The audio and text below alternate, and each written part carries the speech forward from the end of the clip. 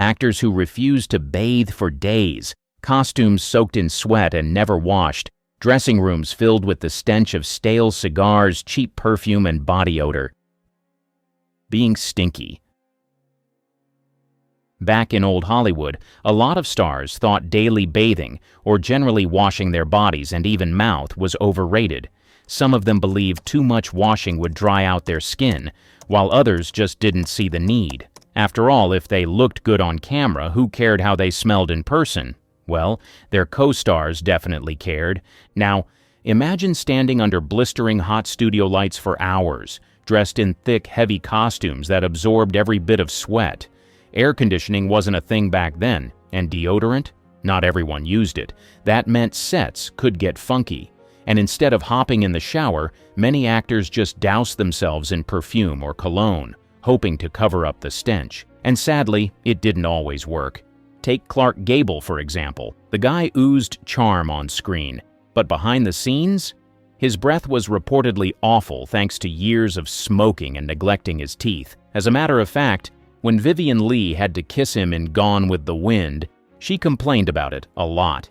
And it wasn't just his breath. Gable wasn't exactly known for being a fan of daily showers either. But he wasn't the only one on the stinky train. Cary Grant was also up there with him. Kay's obsession was slightly different, but still nasty. Cologne. He was known to soak himself in the stuff, to the point where it was overpowering. Maybe he was just trying to mask something? Who knows, but his co-stars certainly got a noseful whenever they worked with him. And to prove that even Hollywood starlets were not left out, Jean Harlow also had her own stinkiness. She was Hollywood's ultimate blonde bombshell, but she had one hygiene habit that would make most people cringe. She almost never washed her hair. Instead, she coated it in baby powder to keep it looking fresh. That might have worked for a day or two, but after a while, let's just say up close it wasn't the glamorous image people had in mind. But hey, it looked good though, didn't it? The truth is, back in old Hollywood, looking good was more important than smelling good. And for a lot of these stars, if they could get away with skipping a bath and covering up the evidence with expensive perfume, they absolutely would. Unwashed clothes and costumes. One thing about old Hollywood, they loved their big, elaborate costumes, corsets, heavy gowns, and tailored suits. But there was one big problem. They rarely got washed. In fact, some costumes went from actor to actor, film to film, without ever seeing so much as a rinse. Now, that means sweat, body odor, and even skin infections were just part of the experience. If you thought a day-old t-shirt was bad, imagine wearing something that's been marinating in sweat for years. Take Vivien Leigh in Gone with the Wind again. Remember those gorgeous sweeping dresses she would wear? Well, many of them were second-hand, used in multiple period films before making their way to her. And guess what? They weren't cleaned between uses. Studios didn't want to risk ruining the delicate fabric, so instead, actors just had to suck it up and wear whatever was handed to them, smells and all. But then even the famous Errol Flynn was a part of this. His costumes, especially in adventure films like The Adventures of Robin Hood, were often reused and never properly cleaned. Now, Flynn wasn't exactly known for being the most hygienic guy to begin with. He reportedly had terrible body odor, so you can only imagine what his costumes smelled like after a few weeks of sword fighting under hot studio lights. But this whole thing didn't just stop at clothing. Wigs and hats were also passed around like candy. Studios had stockpiles of them, and once an actor was done, they'd be tossed back into storage. No washing, no disinfecting, nothing. So you can validly assume that lice outbreaks definitely happened. And let's not even start on shared shoes. Some actors wore the same boots that had been worn in films decades earlier, without a single cleaning in between. Basically, if you worked in old Hollywood, you weren't just stepping into a costume, you were stepping into a petri dish. Filthy makeup practices.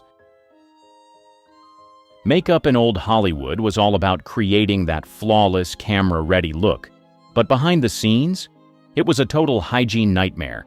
Actors and actresses shared makeup like it was no big deal. Same lipstick, same mascara, same powder puffs without a second thought about germs. And sanitizing brushes? That wasn't even a thing. If you got a breakout or worse, an eye infection, well, welcome to showbiz. One of the worst offenders in this regard was the stunning Marilyn Monroe. Everyone knew she had a signature beauty look, glowing skin, red lips, and thick lashes. But she wasn't exactly the cleanest when it came to her makeup. Marilyn was known for reapplying layers and layers of the same old product without removing the previous ones, which left her skin clogged and prone to breakouts. She also used heavy white Vaseline under her makeup to create a dewy glow, but since she rarely washed it off properly, her skin suffered. Then there was Judy Garland. Poor Judy had it rough at MGM, where they caked on layers of makeup to make her look younger, but the real problem was the mascara. Back then, mascara didn't come in neat little tubes with wands. It was a solid cake that was moistened with water or grossly spit and applied with a brush. Since everyone shared the same mascara, it's no wonder infections spread like wildfire. One other offender here is also Elizabeth Taylor. Yes, she had stunning, thick eyebrows, but she also had a dark secret. She never plucked them because she was actually born with a double set of eyelashes, a rare condition called dystichiasis. While that worked out for her, the same couldn't be said for the wigs and false lashes she had to wear for her roles. Those things were shared between actresses, never properly cleaned, and often carried bacteria. Lack of hair care.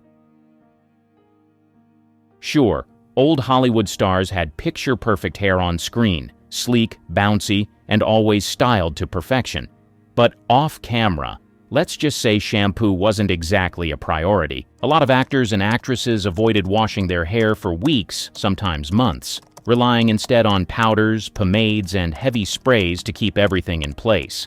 By the time they finally did clean it, their scalps were practically suffocating under layers of product, sweat, and on more than one occasion, actual infestations. Rita Hayworth, one of Hollywood's most famous redheads, is a perfect example of this. We all know her hair was iconic, but let's face it, it came at a price. To maintain that striking color, she had to undergo constant dye treatments, which left her hair so brittle that frequent washing was out of the question. Instead, she coated her scalp in oils and powders, letting it sit for days. Imagine how that felt under those hot studio lights, like a frying pan of grease just cooking away. But hey, the men were not left out. There was also Marlon Brando, a legend on screen, but not exactly a fan of personal upkeep. He had thick, wavy hair that required a ton of styling products, and instead of washing it out, he'd just slap on more the next day. His co-stars reportedly noticed the buildup, especially when they had to get up close for scenes. More than one leading lady complained about the smell, which wasn't helped by his reputation for being a bit of a slob in general. Even leading men weren't spared. Robert Mitchum, famous for his tough guy persona, rarely washed his hair because he thought it trained his scalp to produce less oil. Spoiler alert, that's not how it works. His hair often looked greasy and felt even worse, but he didn't seem to care. Studios that smelled like sewers. Old Hollywood film sets may be legendary and nostalgic when we remember them, but what you probably don't know is that they could also be outright disgusting. Studios were hot, cramped, and rarely cleaned properly. Air conditioning wasn't common, ventilation was poor, and with dozens of sweaty actors crammed into the same space, the air got thick. Now add in body odor, unwashed costumes, shared makeup, and cigarette smoke, and you've got a scent that could knock you out. One of the culprits was Charlie Chaplin's silent film sets. You see, Chaplin was a perfectionist who often demanded take after take, forcing actors to work under blistering hot lights for hours. Back then, sweating wasn't just a problem, it was a flood. The stage floors became slippery, and the smell of unwashed bodies filled the air. Actors weren't allowed to take long breaks, so many just toweled off and kept going, layering their sweat like rings on a tree. Then there were the westerns. Picture a dusty, sweaty outdoor set with a bunch of actors in the same filthy cowboy costumes for weeks. John Wayne's early movies were notorious for their rough conditions. Actors spent long hours on horseback, sweating into heavy wool outfits that were never washed. The combination of body odor, horse sweat, and cheap cigars made for a scent that could probably scare off an actual outlaw. And if that wasn't bad enough, let's talk about sound stages. Back in the day, big historical epics like Ben-Hur or Cleopatra had thousands of extras packed together for battle scenes. There were no portable toilets, and lunch breaks were chaotic, meaning food scraps, sweat, and even human waste sometimes lingered around the set. To put it in perspective, Some actors barely used the bathrooms at all, because back then, Hollywood had a nasty little secret: pee buckets on set. That's right. Long film shoots meant actors didn't always have time for bathroom breaks. Rather than running to a proper restroom, some just used buckets tucked away behind the scenes. Sound stages were already hot, sweaty, and poorly ventilated, so imagine that smell mixing in. And let's not forget how often those buckets weren't emptied right away. Oh, but it gets worse. Some extras even went as far as relieving themselves right on set because leaving meant losing their spot in line for the next scene. If you've ever been stuck in a crowded subway on a summer day, just imagine that, but times 1,000. Even comedies weren't immune. Laurel and Hardy's slapstick routines often involved pies, cream, and other messy props. But after filming all day, the set wasn't always cleaned thoroughly. By the next morning, the smell of spoiled dairy products mixed with sweat and cigar smoke made the studio an assault on the senses. The bottom line? Hollywood may have looked like a dream, but if you ever stepped onto one of those old film sets, you'd quickly realize it stank. Now, if all of these were happening in the studio sets, can you even imagine the state of the studio restrooms at the time? Listen, if you think public restrooms today can be bad, you wouldn't survive a trip to an old Hollywood studio bathroom. These weren't the sparkling, well-maintained facilities you'd expect for the biggest stars in the world. Nope, most were filthy, overcrowded, and rarely cleaned.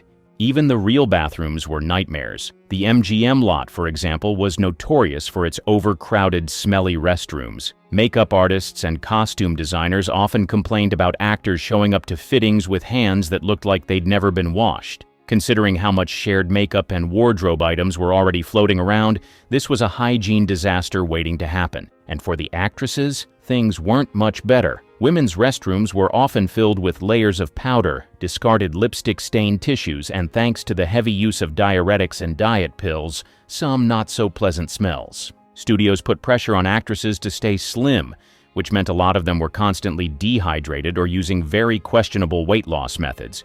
This led to some, let's just say, unfortunate bathroom situations. But these are all indoor set incidences. Outdoor film sets were even worse. Filming on location often meant no bathrooms at all, so actors had to get creative. Bushes, nearby alleys, even empty prop barrels weren't off limits. And since soap and hand sanitizer weren't exactly sitting around in convenient dispensers, most people just didn't wash up after. Now imagine those same hands touching props, adjusting costumes, and sharing makeup. But on top of all these, the times when animals were used on set, things would get so much worse. Old Hollywood loved using live animals in films. Everything from horses and dogs to big cats, monkeys, and even elephants. But what audiences didn't see was the absolute mess these animals left behind. Studios weren't exactly prioritizing cleanliness, so actors often had to work in filthy conditions, surrounded by the unmistakable stench of urine, feces, and unwashed animals. Think about it. Animals don't wait for a scene to be over before doing their business. If a horse relieved itself in the middle of a take, the crew might scoop up the obvious mess, but the floor was still left soaked in urine, and they weren't exactly pulling out disinfectants to scrub everything down. Over time, the smell built up, especially in indoor sets where fresh air was limited. One of the worst cases involved movies featuring circus or jungle scenes.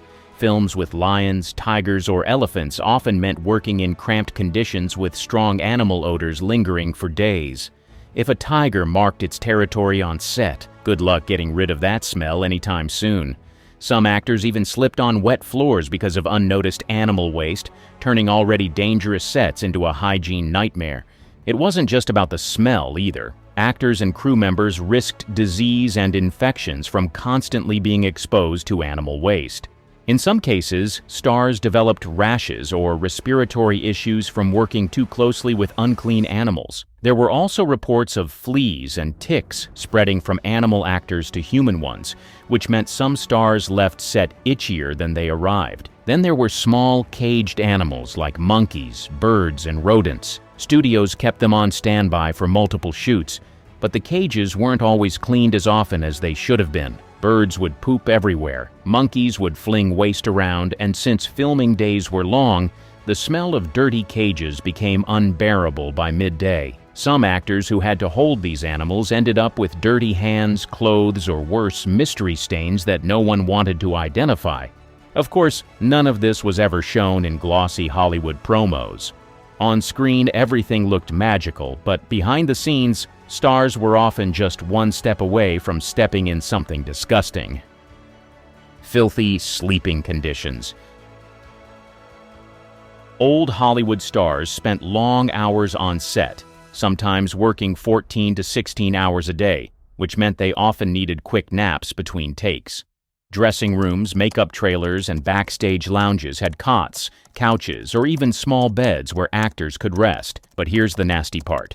The sheets were rarely, if ever, washed. Studios weren't running five-star hotels. They weren't swapping out fresh linens after every nap or sending sheets to the laundry daily. Instead, actors would collapse onto the same beds day after day, sweating, shedding skin cells, and rubbing off layers of old stage makeup onto already grimy sheets. After a few weeks, those things were basically biohazards. Some stars weren't exactly the cleanest to begin with, making things even worse. Heavy makeup mixed with sweat created a nasty buildup on pillows, and actors weren't hopping in the shower before lying down. The result? Sheets and pillows that reeked of old foundation, hair products, and weeks of accumulated body odor. Some actors even reported waking up with breakouts or rashes, no surprise considering they were laying their faces on months' worth of other people's sweat. And let's not even get started on lice and bed bugs. With multiple actors using the same bedding and hygiene being questionable at best, these infestations weren't uncommon. If one actor had lice, chances were that everyone who napped on that cot was taking home some unwanted guests. Then there was the furniture itself. Couches and lounge chairs weren't cleaned or disinfected, ever. Some had been sitting in dressing rooms for years, absorbing not just sweat and makeup, but spilled drinks, cigar smoke, and dust. When actors plopped down for a break, they were sinking into decades of unwashed filth. Bacterial pools. Well, all loved a good pool scene, whether it was a glamorous starlet taking a dip, a romantic water moment, or a dramatic underwater sequence. But what audiences didn't see, the absolute cesspool these studio pools and hot tubs became behind the scenes. Back then, most studios had their own pools and hot tubs on backlots used for filming aquatic scenes or for actors to relax between takes. But the issue with this was, these pools were rarely cleaned properly.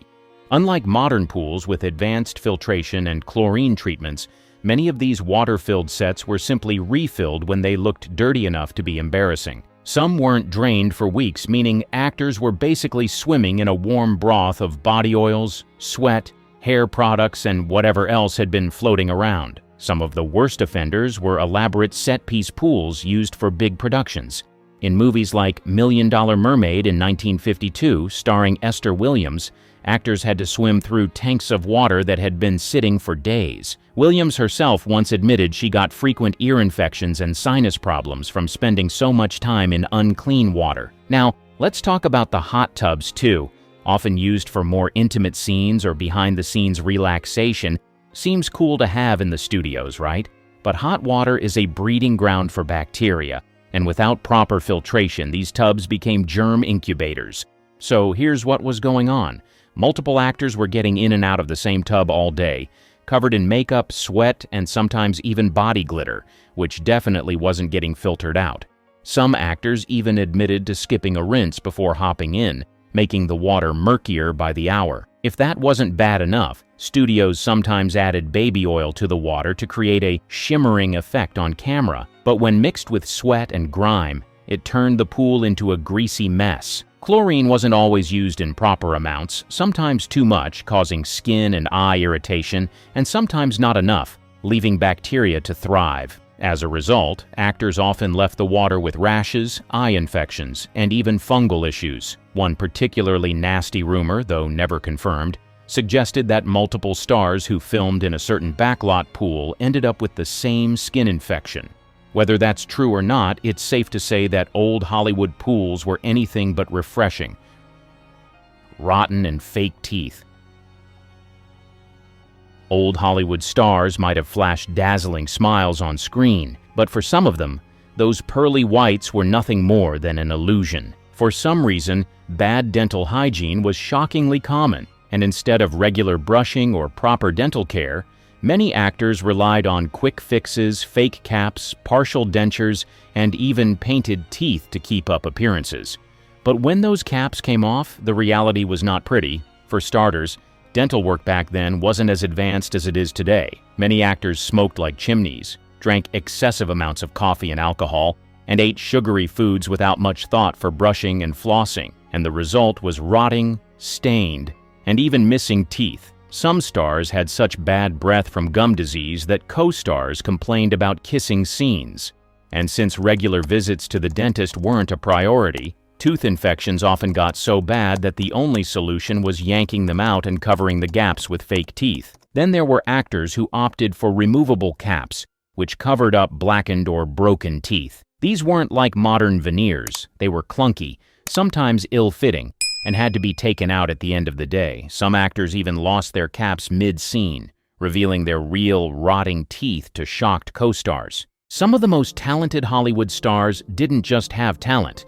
They were also gorgeous and charming too. What you don't know is that some of them had horrible personal hygiene that made them a pain to work with.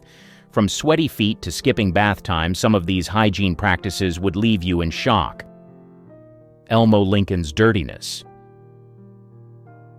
He swung onto the scene back in 1918 with Tarzan of the Apes, and while he looked rugged and wild apparently, it wasn't all just for the role. People on set had plenty to say about his personal hygiene, or lack thereof. Elmo had a reputation for skipping out on the basics, like bathing regularly, or keeping his hair in check. Considering his role involved wearing little more than a loincloth and swinging around the jungle, you'd think staying fresh might have been a priority. But no, the guy was often described as unkempt, and the sweaty, dirty look wasn't always movie magic. Crew members would complain about having to deal with him up close, especially during long shoots under the hot lights. And with Hollywood still figuring out soundstage ventilation and makeup tricks back then, let's just say his on-set aroma probably didn't help morale. Elmo's Tarzan might have been a hit with audiences, but behind the scenes his grooming, or lack thereof, wasn't winning him any fans among his co-workers. It's a little ironic. He played a man raised by apes, but apparently he didn't mind taking some of that jungle lifestyle home with him. Mabel Normand's lack of self-care. Funny, talented, and unapologetically herself, Mabel didn't just act. She was also a writer, producer, and director, breaking ground in an industry dominated by men. But as much as people admired her comedic genius, she was also the subject of gossip, and her hygiene habits, or lack of them, were often a topic of conversation. For starters, Mabel wasn't the type to obsess over appearances like many of her contemporaries. In an era where stars were expected to exude glamour and perfection, Mabel's bohemian lifestyle set her apart. She was known to show up to set looking a bit disheveled, with hair that hadn't been brushed and clothing that hadn't seen the laundry in a while. Costumers and makeup artists reportedly had to work overtime to transform her into the polished image fans saw on screen. Then there were the stories about her personal belongings. Mabel was notorious for carrying around a cluttered, chaotic handbag that reportedly smelled less than pleasant. It was said to be stuffed with all sorts of random items, from crumpled notes to half-eaten snacks, and it seemed to be more of a mobile trash can than a purse. People who got a glimpse of it would often joke about its state, but Mabel herself didn't seem to care. Her home life was no different. Mabel's house was reportedly a whirlwind of clutter, with piles of clothes and personal items scattered everywhere. Guests described it as messy but oddly charming. Just like Mabel, it wasn't filthy or unsanitary, but it was definitely the opposite of the pristine, meticulously decorated homes that other stars of the time proudly displayed. Part of this may have been due to her demanding lifestyle. Mabel worked long hours, and when she wasn't on set, she was out living life to the fullest. She loved socializing, and she had a wild side that often led to late-night parties and carefree mornings. Hygiene and tidiness probably weren't high on her list of priorities when she was busy juggling her career and her social life. Her habits extended beyond herself to her pets. Mabel loved animals and was known to keep several dogs around, which only added to the chaos of her home. Visitors often noted the strong smell of wet dog lingering in the air, which she seemed to take in stride. Despite all this, Mabel's charm and talent often overshadowed her eccentricities. People loved her for her quick wit, her ability to make others laugh, and her refusal to conform to Hollywood's rigid standards. She was a free spirit who lived life on her own terms, and while her hygiene habits might not have been picture perfect, they were just one part of her colorful personality. Tragically, Mabel's life was cut short at the age of 37 due to tuberculosis, and much of the gossip about her faded into the background of her legacy as a comedic trailblazer. But for those who knew her, her quirks, including her unconventional approach to cleanliness, were part of what made her unforgettable. Errol Flynn's odor.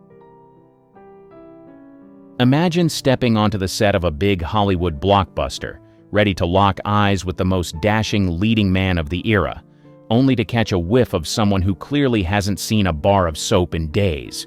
That's what it was like working with Errol Flynn, the ultimate swashbuckling heartthrob who, let's be honest, was as famous for his charm as he was for skipping the bathtub. Flynn wasn't just a little lax about hygiene, he practically waged a personal crusade against it.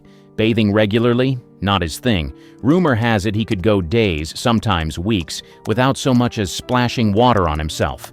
To make matters worse, he'd rewear the same clothes over and over until they were, shall we say, well seasoned. Fresh laundry wasn't on his radar when there were drinks to be poured, cigars to be smoked, and wild nights to be had. And those wild nights? Oh, they definitely added to the ambiance around him. Between the heavy drinking, chain smoking, and general life-of-the-party antics, Flynn became a walking cocktail of odors that could clear a room, or at least give his co-stars second thoughts about getting too close during a scene. But here's the kicker. Nobody dared to complain. Flynn's charm was so overwhelming that people put up with it. Sure, the love scenes might have required a deep breath of courage, and maybe a shallow one of air, but who could resist the allure of Hollywood's greatest rogue? He was larger than life, and apparently, so was the smell that followed him. Errol Flynn didn't just live by his own rules, he embodied them. Hygiene might have taken a back seat, but for his fans, that devil-may-care attitude was part of the package. If nothing else, Flynn proved you could live unapologetically and still make people swoon, no matter how long it's been since your last bath. But speaking of unpleasant smells, this next star deserves a mention. Ava Gardner and deodorants.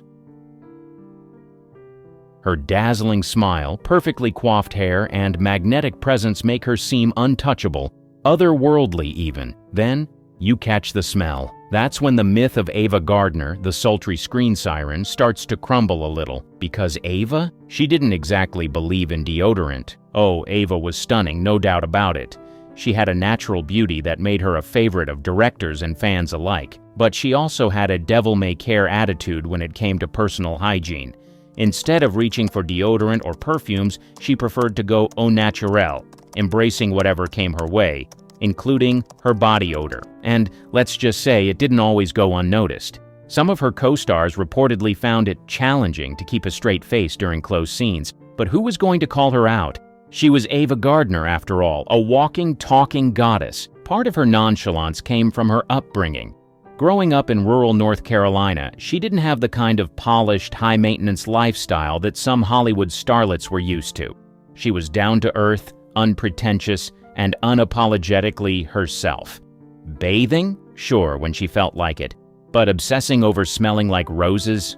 Not her style. It's almost fitting that someone as wild and free-spirited as Ava would embrace her natural side so fully. She lived her life on her own terms, whether it was her career, her tumultuous love affairs, or her approach to personal care, or lack thereof. And honestly, it only added to her mystique. She wasn't trying to be perfect. She was just being Ava. So, if you ever find yourself daydreaming about locking eyes with her on set, just remember, the glamorous stars of Hollywood weren't always as polished up close. Ava Gardner's beauty may have been immortal, but her scent? Well, that was just a little more human. Humphrey Bogart's smelly feet. Imagine being on the set of Casablanca, the cameras rolling, the air thick with tension as Humphrey Bogart delivers one of his legendary lines. His deep voice oozes cool, His tailored suit screams sophistication, and his effortless charm steals the scene. But here's the thing you don't see. Just a few feet away, someone might be holding their breath, trying not to flinch. Why? Because Humphrey Bogart had a dirty little secret. His feet could clear a room. Bogart wasn't big on socks. Sure, today the sockless look is trendy, but back in Hollywood's golden age, it wasn't about fashion. It was about practicality. Or maybe it was sheer indifference. Bogey would slide into his shoes day after day, letting sweat and grime work their magic, marinating the insides until the smell was impossible to ignore. You know that sour, stale smell of well-worn leather shoes that haven't seen fresh air in too long? Multiply that by a Hollywood career's worth of skipped socks and you've got Bogey's signature scent. His co-stars weren't immune to the olfactory assault. During those iconic close-ups, when chemistry had to crackle on screen, it took more than acting chops to keep a straight face. It's said that some cast members avoided standing too close when they could help it, though nobody dared to call him out. He was Humphrey Bogart, after all, the star who could light up the screen even if his feet could practically light up a hazard sign. What's particularly fascinating is how much pride Bogart took in his appearance otherwise. His wardrobe was impeccable. His suits were always tailored to fit like a glove, his ties perfectly knotted, and his trademark trench coat was never less than pristine. He had the aura of a man who had it all together, until you got close enough to realize he'd skipped an essential step: fresh socks. And let's not forget the era he lived in. Back then, the technology for combating odors was, well, limited. Deodorants were basic, and foot powders existed, but let's be honest, Bogey wasn't the type to bother. This was a man who didn't have time for frivolities like foot care. He was too busy perfecting his on-screen persona as the ultimate tough guy. Yet, it's almost poetic in a way. Bogart's disregard for his feet mirrors his larger-than-life persona. He didn't play by the rules, extending from his career choices to his wardrobe. He was unapologetically himself, sweaty feet and all, and somehow that just made him even more magnetic. So the next time you watch him sweep Ingrid Bergman off her feet in Casablanca, just remember, behind every smoldering look and smooth line was a man whose shoes told a very different story. It's a testament to his undeniable charisma that even the most pungent of quirks couldn't tarnish his legacy. Humphrey Bogart remains a legend, not just for his unforgettable performances, but for the very human imperfections that made him so real. Marlene Dietrich and her costumes. Now there's a name that just screams old-school Hollywood glamour. She had it all: the cheekbones, the smoldering voice, the killer wardrobe. But behind all that sparkle was a little secret that wasn't so shiny. Marlene had a serious thing about not washing her costumes. Yep, the same outfits that made her look like a goddess on screen were, in reality, kind of ripe. Here's the deal. Marlene was obsessed with her wardrobe. And honestly, who could blame her? Those costumes were practically works of art. Delicate fabrics, intricate beadwork, sequins catching every light. She wasn't about to let some clunky old cleaning process ruin her masterpieces. But instead of figuring out a solution, she just said, "Nah, I'll skip it." And that's where things got, well, funky. Picture all the hours under blazing studio lights, her costumes soaking up sweat like a sponge. Then she'd wear them again and again. Day after day, the sweat would build up, and no matter how glamorous the outfit looked, it started to carry a not-so-glamorous smell. Perfume can only do so much, you know? Eventually, people started to notice. Co-stars, crew members, anyone standing close enough to breathe the same air. Now, imagine being the actor playing opposite her, leaning in for a big romantic scene. All the elegance and mystique that Dietrich brought to the screen couldn't mask the fact that her gown was working overtime in the scent department. But of course, no one dared to say a word. I mean, this was Marlene Dietrich, the Marlene Dietrich, Hollywood royalty. Complaining about her wasn't exactly a career move. The thing is, it wasn't like she was unhygienic in other ways.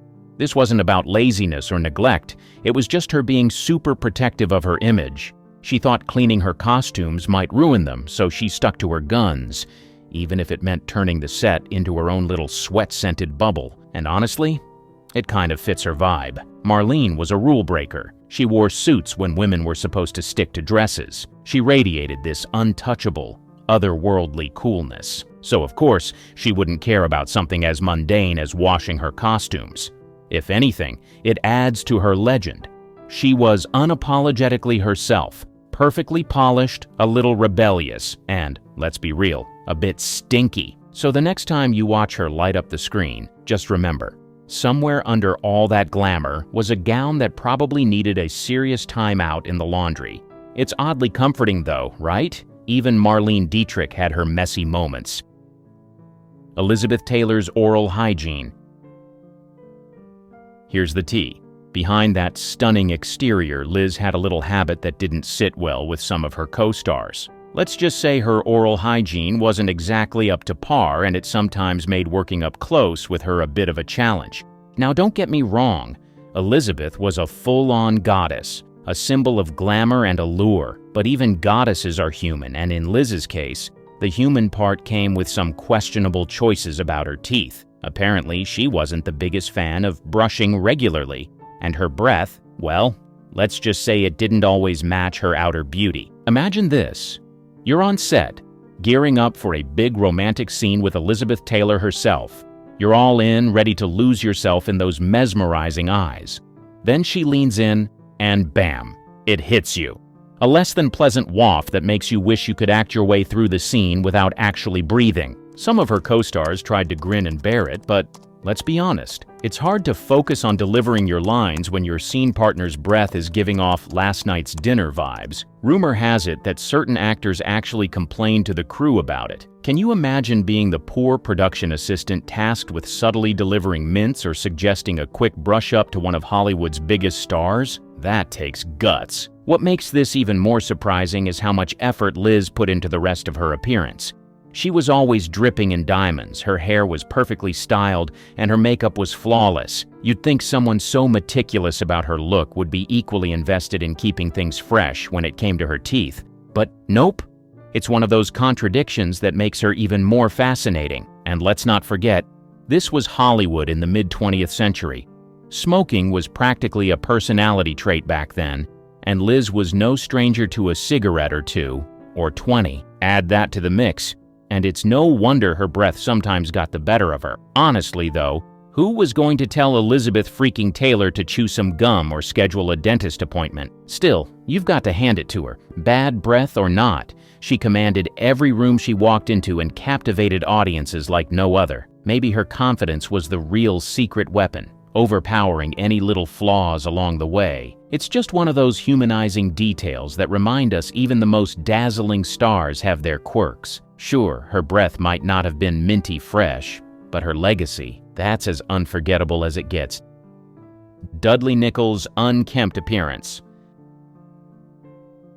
Dudley Nichols might not be a household name today, but back in the golden age of Hollywood, he was one of the most respected screenwriters in the business. Known for his sharp wit and ability to craft compelling scripts, Nichols penned classics like The Informer and Stagecoach. But while his work was polished and refined, his personal appearance, not so much. Dudley was a true Hollywood outsider. He didn't care about glitz, glamour, or any of the showbiz fluff that came with his job. While other writers were networking at fancy parties or schmoozing in tailored suits, Nichols was the guy who showed up in the same rumpled clothes, looking like he'd just rolled out of bed, and maybe hadn't made it to the shower yet. He had an unkempt look that some colleagues politely called bohemian, and others less charitably described as downright sloppy. His hair often looked like it hadn't seen a comb in days, and he was rarely clean-shaven, sporting a perpetually scruffy face. His clothes were typically wrinkled and mismatched,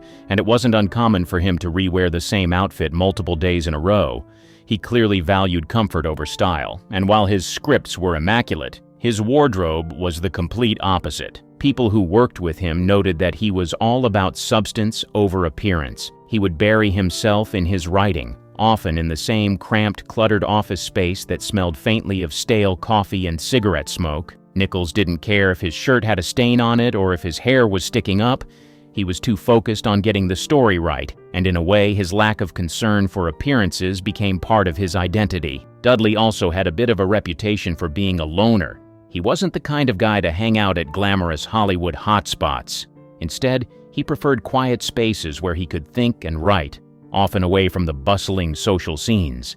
His unpolished look seemed to reflect his rejection of Hollywood's obsession with image. Even at big industry events, Nichols stuck out like a sore thumb. While others showed up in tuxedos and polished shoes, Dudley might wander in wearing a wrinkled suit that didn't quite fit, with ink stains on his fingers from his relentless writing sessions. But instead of trying to blend in, he leaned into it, almost as if he relished being the odd one out. Some people admired him for it. In an industry built on appearances, Dudley Nichols was unapologetically himself. He didn't care what people thought of his disheveled look because he knew his work spoke louder than his clothes ever could. Others, however, found his casual attitude off-putting, especially in a town where appearances were everything. While his unkempt look might have raised eyebrows, Dudley Nichols was a writer who stayed true to himself. He let his scripts do the talking and proved that you didn't need to fit the Hollywood mold to leave an indelible mark on the industry. Sure, he might not have smelled like roses on set, but his stories? Pure gold. Frances Marion's Hygiene. She was a powerhouse of early Hollywood, a screenwriter whose talent and influence shaped some of the biggest films of the silent and early sound eras. She was the mind behind classics like The Champ and The Big House, earning her 2 Academy Awards and cementing her place as one of the most prolific writers of her time. But while Frances was a master at crafting polished stories on paper, her personal habits reportedly didn't always match her professional finesse.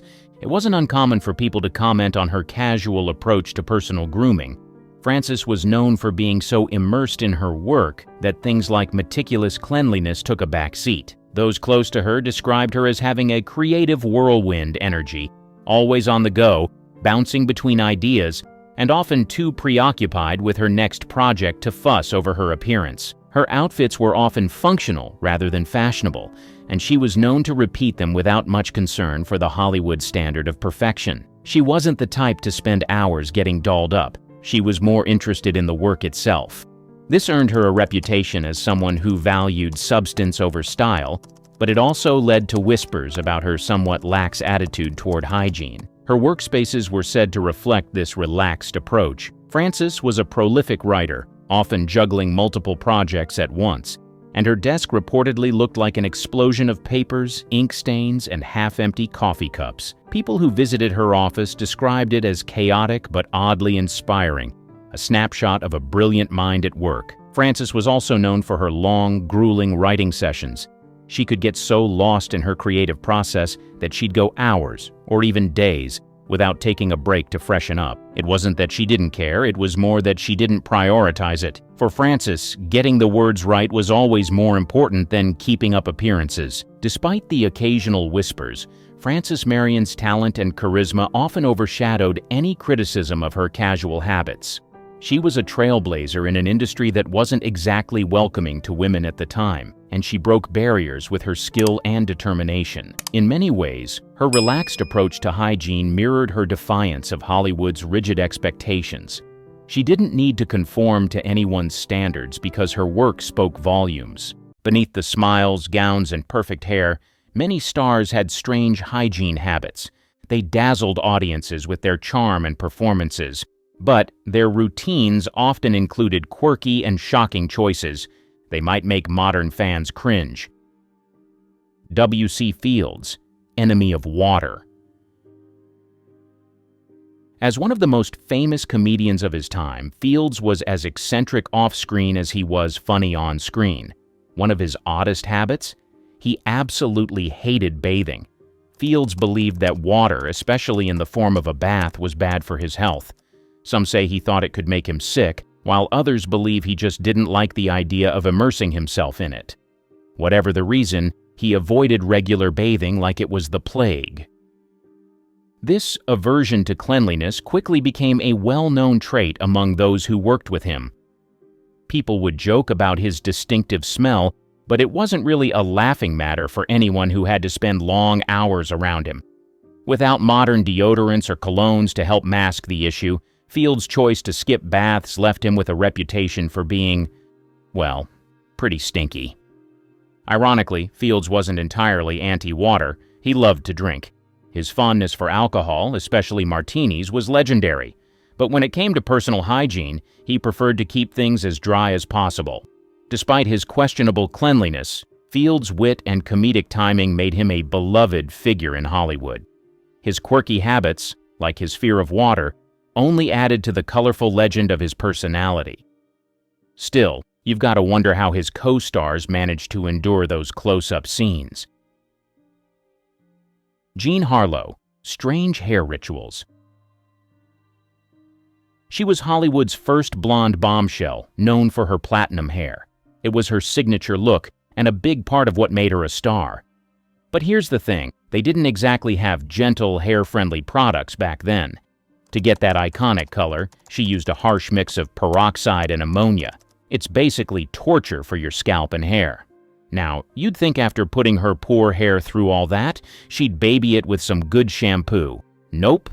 Jean rarely washed her hair at all. Some say it was because she worried about damaging it further, but skipping shampoo only made things worse. The peroxide left her scalp dry, irritated, and in pretty bad shape. It got so bad that her hairstylist had to be extra careful to avoid her hair falling out completely. And let's be real, Hollywood sets are hot and sweaty, so you can imagine how all of that might have added up. Still, despite her less-than-ideal hair care routine, Jean's look became iconic. She set a standard for glamour that women everywhere tried to copy. Her hair might have been a hot mess behind the scenes, but on screen? Pure magic. Vivien Leigh, bad skin. You may remember her as the legendary actress who played Scarlett O'Hara in Gone with the Wind. She was the picture of elegance and beauty on screen. But behind the Hollywood glamour, she had some personal struggles that weren't so glamorous. Leigh reportedly suffered from chronic skin issues, possibly due to eczema or another condition that wasn't well understood at the time. These skin problems sometimes caused a noticeable odor, which understandably made working closely with her a bit difficult for some of her co-stars. It wasn't her fault, of course. Skincare treatments back then weren't anywhere near as advanced as they are today. Add to that the stress of her career and personal life. Leigh was known for her tumultuous marriage to Laurence Olivier and her battle with mental health issues, and it's easy to see how these problems could have been aggravated. Despite these challenges, Leigh's talent was undeniable. She brought passion and depth to her roles, and audiences adored her. Despite her struggles behind the scenes, she was unforgettable on screen. She was a true star in every sense of the word. Rita Hayworth's hair treatment. To keep her hair looking impossibly shiny and glamorous on screen, one of Hollywood's biggest stars had an unusual trick: vinegar. She would soak her famous red locks in it, let it dry, and then rinse it out. The result? Hair that glowed under the lights and became one of her most recognizable features. But there was a downside to this beauty hack: the smell.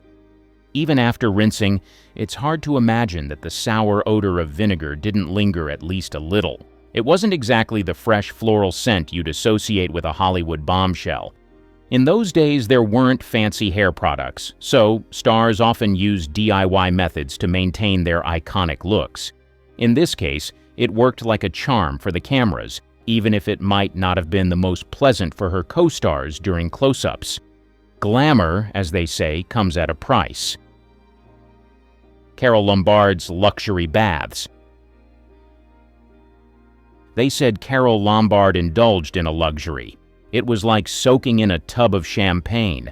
The glamorous Hollywood star reportedly treated herself to these bubbly baths, adding an over-the-top sparkle to her reputation. It sounds like the ultimate symbol of old-school Hollywood decadence, doesn't it? But not everyone is convinced it was a real habit. Some think the story fed her star persona, not her self-care. After all, champagne isn't cheap, and it's hard to picture someone pouring bottles of it into a tub on the regular. Still, whether it was fact or just clever publicity, the idea of champagne baths became part of Lombard's legendary image. And let's be honest, it's a story as effervescent and unforgettable as she was. Mae West's perfume smell. She may have been the queen of being bold and unforgettable, but her love of perfume took things to a whole new level. She didn't just spritz a little here and there. She practically bathed in the stuff. May was known for dousing herself in so much perfume that the scent became overpowering, filling every room she entered and sticking around long after she left. Her co-stars often found it a bit much. Some even complained it was hard to focus with her strong fragrance. And audiences who got too close to her had the same reaction. It was like her perfume had its own gravitational pull. But hey, this was Mae West we're talking about. She was larger than life in every way, and her signature cloud of perfume was just another part of her unforgettable charm. Subtlety? That was never her style. Ava Gardner's spare toothbrush. One of Hollywood's most glamorous stars had a strange habit. She would sometimes use her dog's toothbrush. This left many people scratching their heads. She found it easier to use her pup's brush to clean her teeth than to go to the store for a new one. Now, this might sound downright bizarre, and honestly a bit unhygienic, but in her mind it was just a simple, practical choice. She didn't see the big deal, especially when it saved time and effort. This quirky habit offers an interesting glimpse into the more down-to-earth side of her life, reminding us that even the most glamorous stars can have their odd routines and preferences. Hollywood is full of eccentric stories, and this one is certainly a standout. It may not be her most elegant detail, but it adds a relatable twist to her perfect, sophisticated image. After all, being a star doesn't always mean sticking to the most conventional routines. Sometimes it means doing things that seem a little quirky or out of the box, like borrowing your dog's toothbrush for a quick brush. Elizabeth Taylor, pet mom. She was known for letting her animals eat off her plates, share her utensils, and even climb into her bed with her, unwashed. While some might find that a little over the top, it showed just how much she cared about her furry friends. Her pets were more than just animals to her. They were part of her family, and she treated them as such. Meals became shared experiences, and at the end of the day, she had no problem letting them cozy up with her, even if they weren't the cleanest. This habit may have raised a few eyebrows. It was due to Hollywood's low hygiene standards at the time, but it showed her warmth and compassion. She wasn't just a star with an amazing career. She valued loyalty, companionship, and love. Her pets were a reflection of her generous and kind heart, and they brought joy to her life in a way that no amount of red carpet glamour could replicate. Bette Davis's grooming. When it came to her personal grooming habits, Bette took a refreshingly minimalist approach. Davis reportedly skipped using deodorant altogether, believing it was completely unnecessary. On top of that, she wasn't a fan of taking regular showers, which made her routine even more unusual by today's standards. Her choices might sound strange or even shocking, but they reflected her no-nonsense attitude and her tendency to march to the beat of her own drum. Bette Davis never conformed to expectations, on or off screen. Her approach to hygiene showed her strong-willed, independent spirit. While her habits may not have been the most conventional, they fit right into her image as someone who cared more about being herself than meeting the polished and perfect expectations of Hollywood. She was unapologetically real, even if that meant ditching the deodorant and making showers a little less frequent. After all, she was too busy being a star to worry about things like that. Joan Crawford's OCD. She is one of Hollywood's most beloved stars, but she also had a reputation for having some extreme cleaning habits. This Hollywood legend was known for her obsessive attention to cleanliness, and she didn't leave it to staff to handle everything. Crawford reportedly scrubbed her own floors, even in her sprawling mansion, proving that her standards for cleanliness were incredibly high. Her dedication to having everything spotless didn't stop at the floors. She was infamous for her love of bleach. She used it liberally to keep her home pristine. This even extended to her children's clothing, which she would bleach regularly to make sure they were absolutely clean and free of stains. While that might sound a little intense, it showed just how much she valued order, cleanliness, and perfection in her life. Crawford's need for everything to be in perfect condition became one of the defining features of her personality. She was meticulous, strict, and hardworking, both in her career and at home. Her cleaning routines were almost obsessive. but they suited her image as a strong, determined, detail-oriented star. For Joan Crawford, cleanliness was more than a habit. It was a way of life. Marlene Dietrich, masking odors. Hygiene-wise, Marlene took a bit of an unconventional approach. Instead of focusing on frequent baths, Dietrich reportedly relied on heavy doses of cologne to mask body odor. Rather than bathe all the time, she would spritz her favorite fragrance to stay fresh and alluring. While it might not have been the most traditional way to maintain personal hygiene, it fit right into her persona as someone who lived by her own rules and marched to her own beat. Dietrich's method of using cologne as her go-to solution showed her commitment to maintaining her classic allure without getting too caught up in routine practices. It was part of her mystique, that combination of elegance and rebellion that defined her career and personal life. She might not have been the most traditional when it came to grooming, but she always managed to maintain that signature, timeless star quality. Greta Garbo's smelliness. Unlike many of her glamorous peers, Garbo steered clear of perfumes and deodorants altogether. She preferred to embrace natural body odors rather than mask them with heavy fragrances, which was a stark contrast to the beauty standards of Hollywood at the time. While most stars used sweet-smelling perfumes and products to project that classic, polished, and glamorous image, Garbo stayed true to her own preferences and natural style. She wasn't one to conform to the typical Hollywood mold, and her choice to avoid these scented products only added to her enigmatic, independent aura. This choice might have seemed unconventional to many, especially in a time when signature fragrances and delicate scents were considered part of a star's appeal. But Greta Garbo's decision reflected her nonconformist personality and her desire to prioritize her own comfort over expectations. She stayed authentic to herself, even when that meant skipping the perfume and deodorant routines that defined the era's idea of glamour. Clark Gable's oral hygiene. As one of the most legendary leading men in Hollywood history, was known for his charm, charisma, and status as the king of the silver screen. However, he had one major personal hygiene quirk that caused quite a stir. He reportedly hated brushing his teeth. This little detail wasn't just a minor habit. It reportedly led to him having bad breath, which became a significant issue for his co-stars. One of the most well-known examples of this was during the filming of Gone with the Wind, where he shared intimate scenes with Vivien Leigh. The close proximity during these scenes meant that his bad breath became a noticeable problem, making things a bit awkward on set. While Gable could captivate audiences with his on-screen magnetism and strong presence, this habit showed a more human, less than perfect side of the Hollywood legend. The idea of a leading man with bad breath might seem shocking, especially given how much emphasis was placed on personal grooming and charm in the golden age of Hollywood. But Gable's dislike of brushing his teeth was a reflection of his no-nonsense, confident personality. He wasn't overly concerned with adhering to all the strict beauty standards expected in the industry. His personal habits may not have fit the typical image of a Hollywood heartthrob, but they only added to his aura of rugged masculinity and authenticity.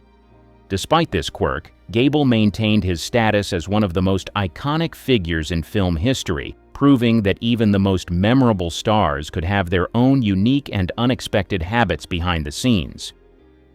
Charlie Chaplin's rare baths. During long days of filming, his lack of proper bathing became a real issue for those working closely with him. The smell was said to be unpleasant, especially during scenes that required long hours of physical exertion under hot lights.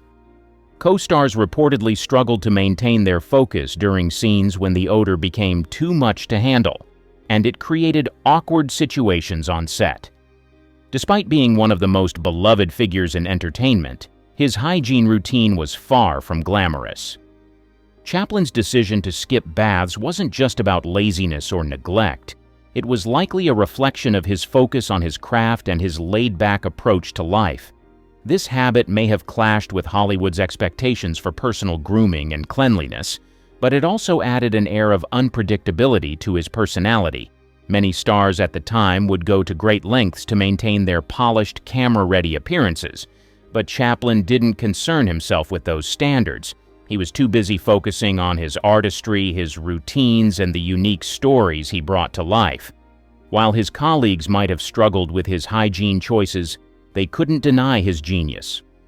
Despite the occasional stench, his mark as one of the most innovative, brilliant minds in film history remains untouched.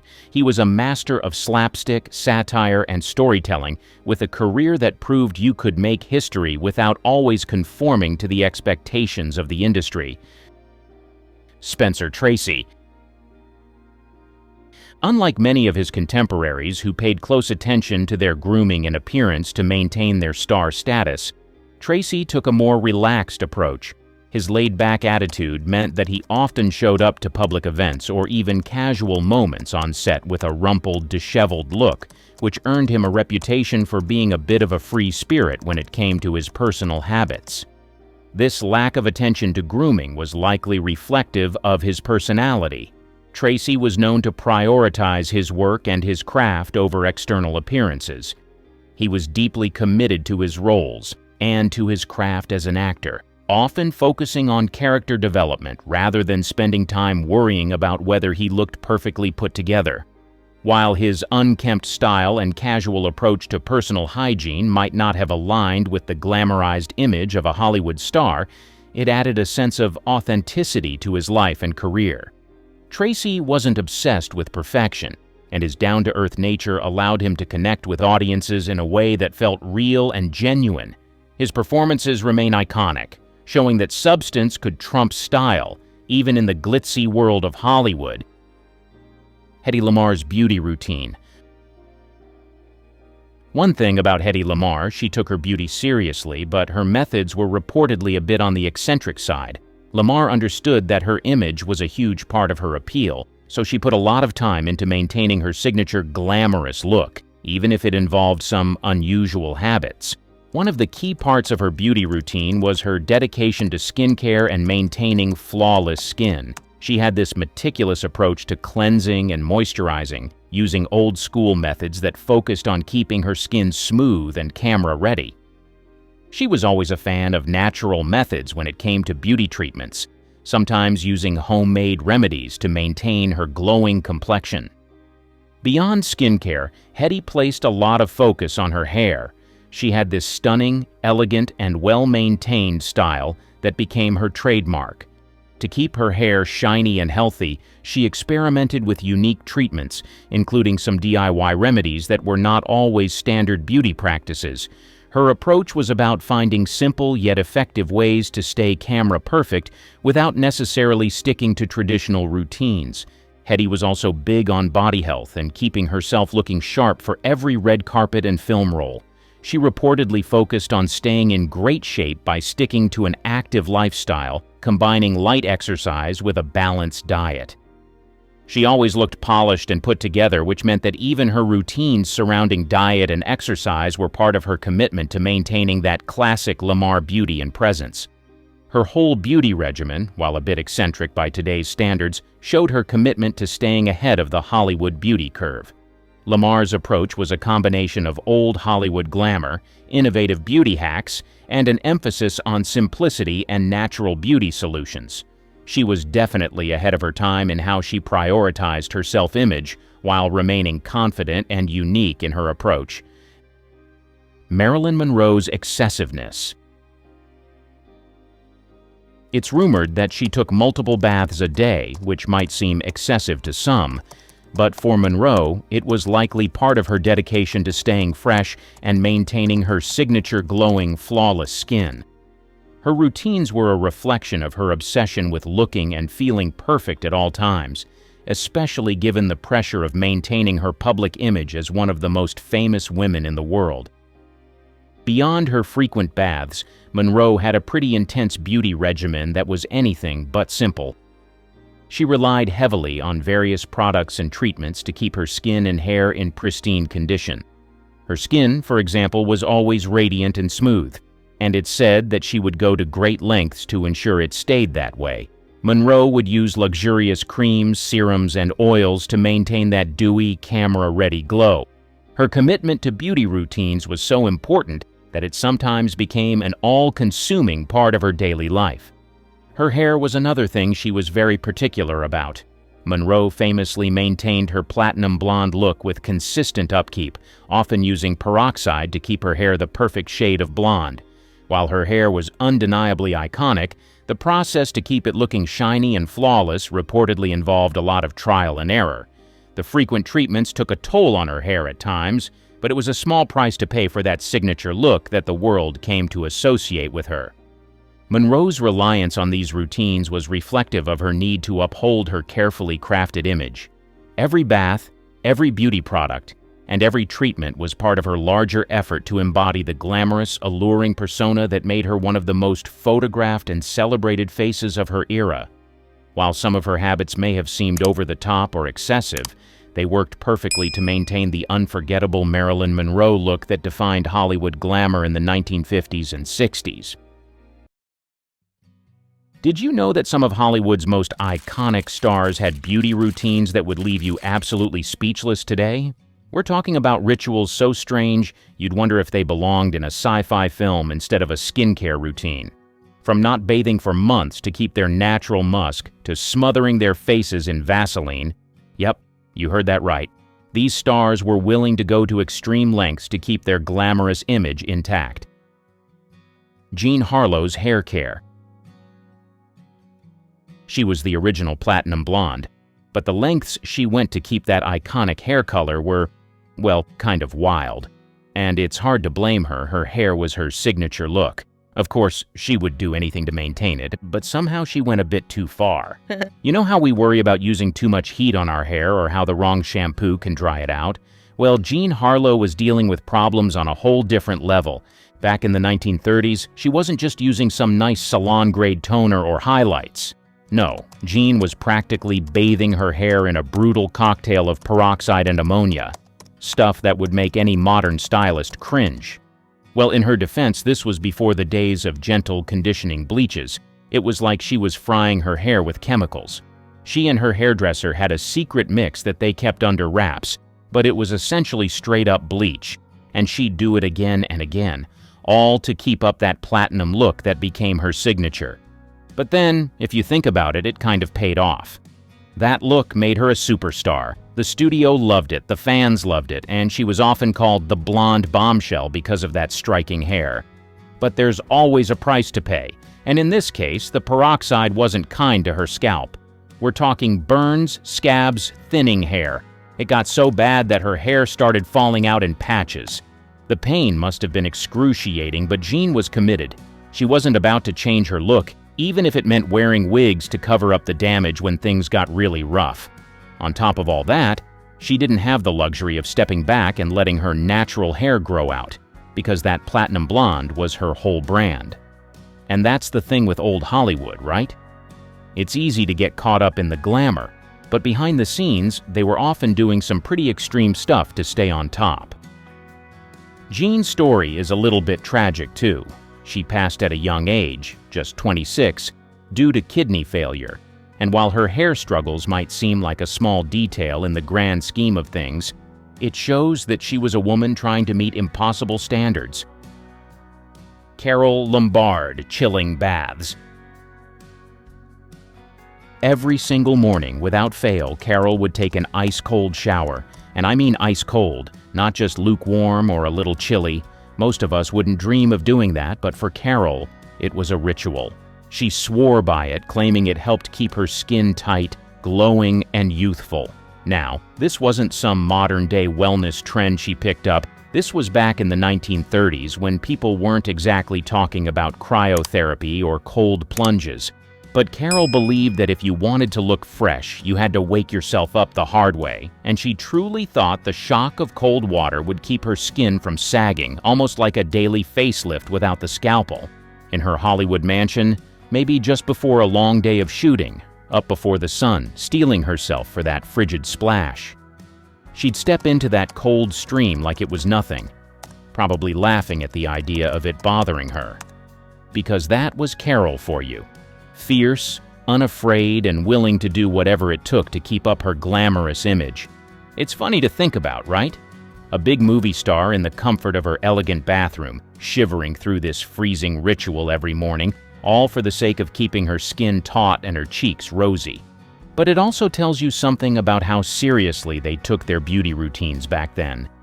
There wasn't any room for laziness in the Hollywood of Carol's time. It was all about commitment to the craft, and in her case, that meant braving a little discomfort every day.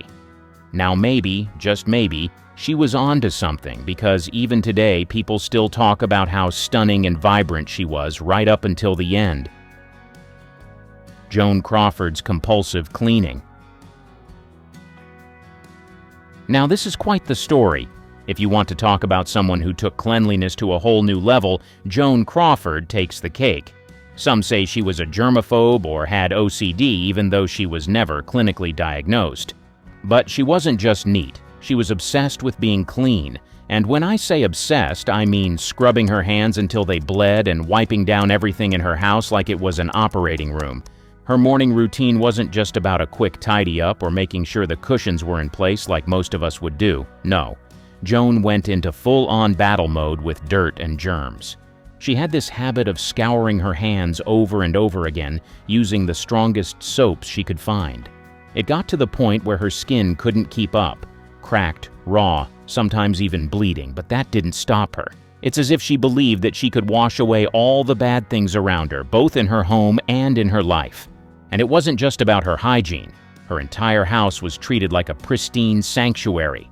Joan would march through the rooms with a cloth in hand, wiping down doorknobs, countertops, and even the floors. As a matter of fact, the joke among some of the people who worked for her was that you could eat off any surface in her home, because frankly, you probably could. She would even rearrange her staff's work if she thought they hadn't cleaned thoroughly enough, showing them how it should be done with that meticulous attention to detail. But it's easy to see how this wasn't just about keeping a clean house. Hollywood can be a tough place, and Joan had to claw her way to the top. Maybe her obsession with cleanliness was about control, because in a world where so much could slip through her fingers, like youth and fame, she could at least control how spotless her home was. But there's this darker side to all of these too. You might have heard about her strained relationships with her kids. Her daughter, Christina, famously wrote about it in Mommy Dearest. Joan's need for order and perfection spilled over into every part of her life, including how she raised her children. She'd reportedly freak out if their clothes weren't pressed just right or if a toy was left out of place. So, while it might seem extreme that she scrubbed her hands raw or couldn't rest until every surface was gleaming, you can almost see how it fit into her world. She was a woman who knew how much appearances mattered in Hollywood, and maybe, on some level, she believed that keeping everything perfectly clean could keep the chaos at bay. It's a little sad and a little fascinating how this glamorous star with that perfectly composed face and those stunning costumes was fighting her own battle with mess and imperfection behind the scenes. Ava Gardner's cologne principle. Unlike a lot of Hollywood actresses back in the day, Ava didn't spend hours in front of the mirror obsessing over their beauty routines. No, she had a very laid-back attitude when it came to keeping fresh, and it's kind of legendary in its own right. You see, she had this habit of skipping out on regular showers. Instead, she'd rely on a splash of her favorite cologne to keep things fresh. But the word splash is a bit of an understatement. She practically bathed in the stuff. Her scent was said to linger in the air long after she'd left a room. It was one of those little quirks that made her so fascinating. This effortless glamour that wasn't about being perfectly put together, but more about her raw, untamed charm. It's almost like she figured she wouldn't waste time with all that scrubbing when she's got a good bottle of perfume, and honestly, who was going to tell Ava Gardner she needed to change? She had that wild, earthy beauty that somehow made the whole thing work. People weren't drawn to her because she was perfectly manicured or squeaky clean. They loved her because she had this aura of mystery and sensuality that no one could quite put their finger on. Ava lived a life full of passion and drama, globe-trotting adventures, whirlwind romances, late nights that turned into early mornings. She'd spend time with people like Frank Sinatra, who she famously married, and travel to far-flung places like Spain, where she immersed herself in the local culture. It's easy to imagine her sipping on a glass of wine, laughing until dawn, and then freshening up with a spritz of cologne before facing the next day. Sure, some folks thought it was a bit unconventional, especially in a time when Hollywood was all about presenting this polished, almost unreal image. But Ava never cared much about playing by the rules. She had this almost defiant confidence, a sense that she didn't need to apologize for being exactly who she was, and that's what made her unforgettable. Her fans adored her, not because she was flawless, but because she felt real, like the kind of star who didn't mind getting a little messy while living a life most people could only dream about.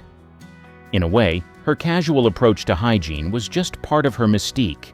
She wasn't afraid to cut corners if it meant she could get back to the things she really cared about: living, loving, and enjoying the moment. And in classic Ava fashion, she made even that look glamorous. Bette Davis's unconventional eye care. Imagine being famous for how striking and beautiful your eyes are, the kind that could pierce right through an audience from the silver screen. Well, Bette Davis had a pair of eyes like that, and when it came to taking care of them, she wasn't about to leave it to chance. She knew how to work her angles, and she was always looking for ways to make those eyes stand out even more. Her solution was simple: a little dab of petroleum jelly on the lids. It gave her eyes this extra shine, catching the light just right so that they practically glowed during close-ups. Now, you might be thinking, petroleum jelly near the eyes? Wasn't that kind of risky? And you'd be right. It's not exactly the most hygienic product to slather around such a delicate area. But for Bette, it wasn't about playing it safe. It was about getting that perfect shot. If a little shine could make her eyes look more intense or dramatic on film, then she was all in, even if it meant the occasional clogged pore or irritation. Back in those days, they didn't have all the specialized cosmetics we do now. No lightweight highlighters or eyeglosses, just the basics and a lot of creativity. And Bette, ever the innovator, turned petroleum jelly into her secret weapon. It might sound old school and even a little messy, but it worked. Her eyes became her trademark, immortalized in the famous song Bette Davis Eyes. It's almost like she was doing her own makeup experiments before it became trendy, using whatever she had on hand to get the look she wanted. It's one of those details that really captures how resourceful she was, never shying away from a little discomfort if it meant delivering a better performance. It's no wonder she became known as one of the greatest actresses of her time. And you have to admire that stubborn dedication to her craft. Sure, putting petroleum jelly on your eyelids might not make the cut in a modern beauty routine, but Bette wasn't about to let convention get in the way of her vision. It's kind of the perfect metaphor for her whole career, don't you think? She did things her way, unapologetically, even if it wasn't always pretty or perfect. And that's exactly why she stood out. Marilyn Monroe's night care. She might have been the most glamorous star of all time, but her beauty routine had a few secrets that most people wouldn't expect. One of her most famous habits, she would slather her face with Vaseline before bed, like a glossy, sticky mask. It sounds like something straight out of a DIY skincare guide, but Marilyn swore by it. Now, you have to remember, this was long before the days of high-end night creams and fancy serums. For Marilyn, Vaseline was her go-to, and she used it liberally. She believed that coating her face with that thick layer of petroleum jelly would keep her skin soft, dewy, and youthful, almost like it could trap in every ounce of moisture. She had this idea that if she kept her skin well hydrated, it would stay smooth and wrinkle-free, even as she juggled the grueling demands of Hollywood. So Marilyn, with her signature platinum blonde curls and that famous pout, would be getting ready for bed in her elegant bedroom. Instead of a fancy routine, she'd reach for a jar of Vaseline, smoothing it over her cheeks, her forehead, and even her eyelids. She must have looked almost like a porcelain doll under a glossy sheen as she slipped into bed. And it wasn't just about the moisture. Marilyn also believed that the heavy layer of Vaseline created a sort of glow, like it would somehow work magic overnight. Maybe she liked the way it made her feel pampered. even when she wasn't on set or in front of the cameras. It was her little ritual, a way to take care of herself in a world that always wanted more from her. But let's be real. Most dermatologists today would probably cringe at the idea. Slathering Vaseline over your whole face can trap dirt and bacteria, clog pores, and lead to breakouts. Yet, Marilyn wasn't afraid to do things her own way, even if it meant waking up with a sticky pillow. And to be fair, it did give her that famous glow that made her look like she was lit from within. It's such a fitting detail about her, don't you think? Marilyn was always balancing between being this untouchable icon and this very vulnerable, very human woman. She had insecurities like anyone else, but she tried to take control of her image in whatever ways she could, even if it meant turning to an old jar of Vaseline to keep that youthful allure alive. And that's the side of Marilyn that's so fascinating. She was glamorous, yes, but she was also just a person trying to hold on to a little bit of magic, one nighttime ritual at a time. Errol Flynn's lack of bathing. He was the ultimate bad boy of classic Hollywood. The guy practically invented the swashbuckling hero with his role in The Adventures of Robin Hood. But behind the scenes, he had a reputation for being a bit less polished than his screen persona. In fact, one of the most well-known quirks about Errol was that he wasn't too keen on regular bathing. And believe it or not, it kind of became part of his charm, or at least part of his roguish legend. Flynn was always this wild, larger-than-life character, on and off the screen. He lived for adventure, whether it was sword fighting in the movies or sailing around the world in his spare time. And to be honest, taking a bath just didn't seem to fit into that lifestyle.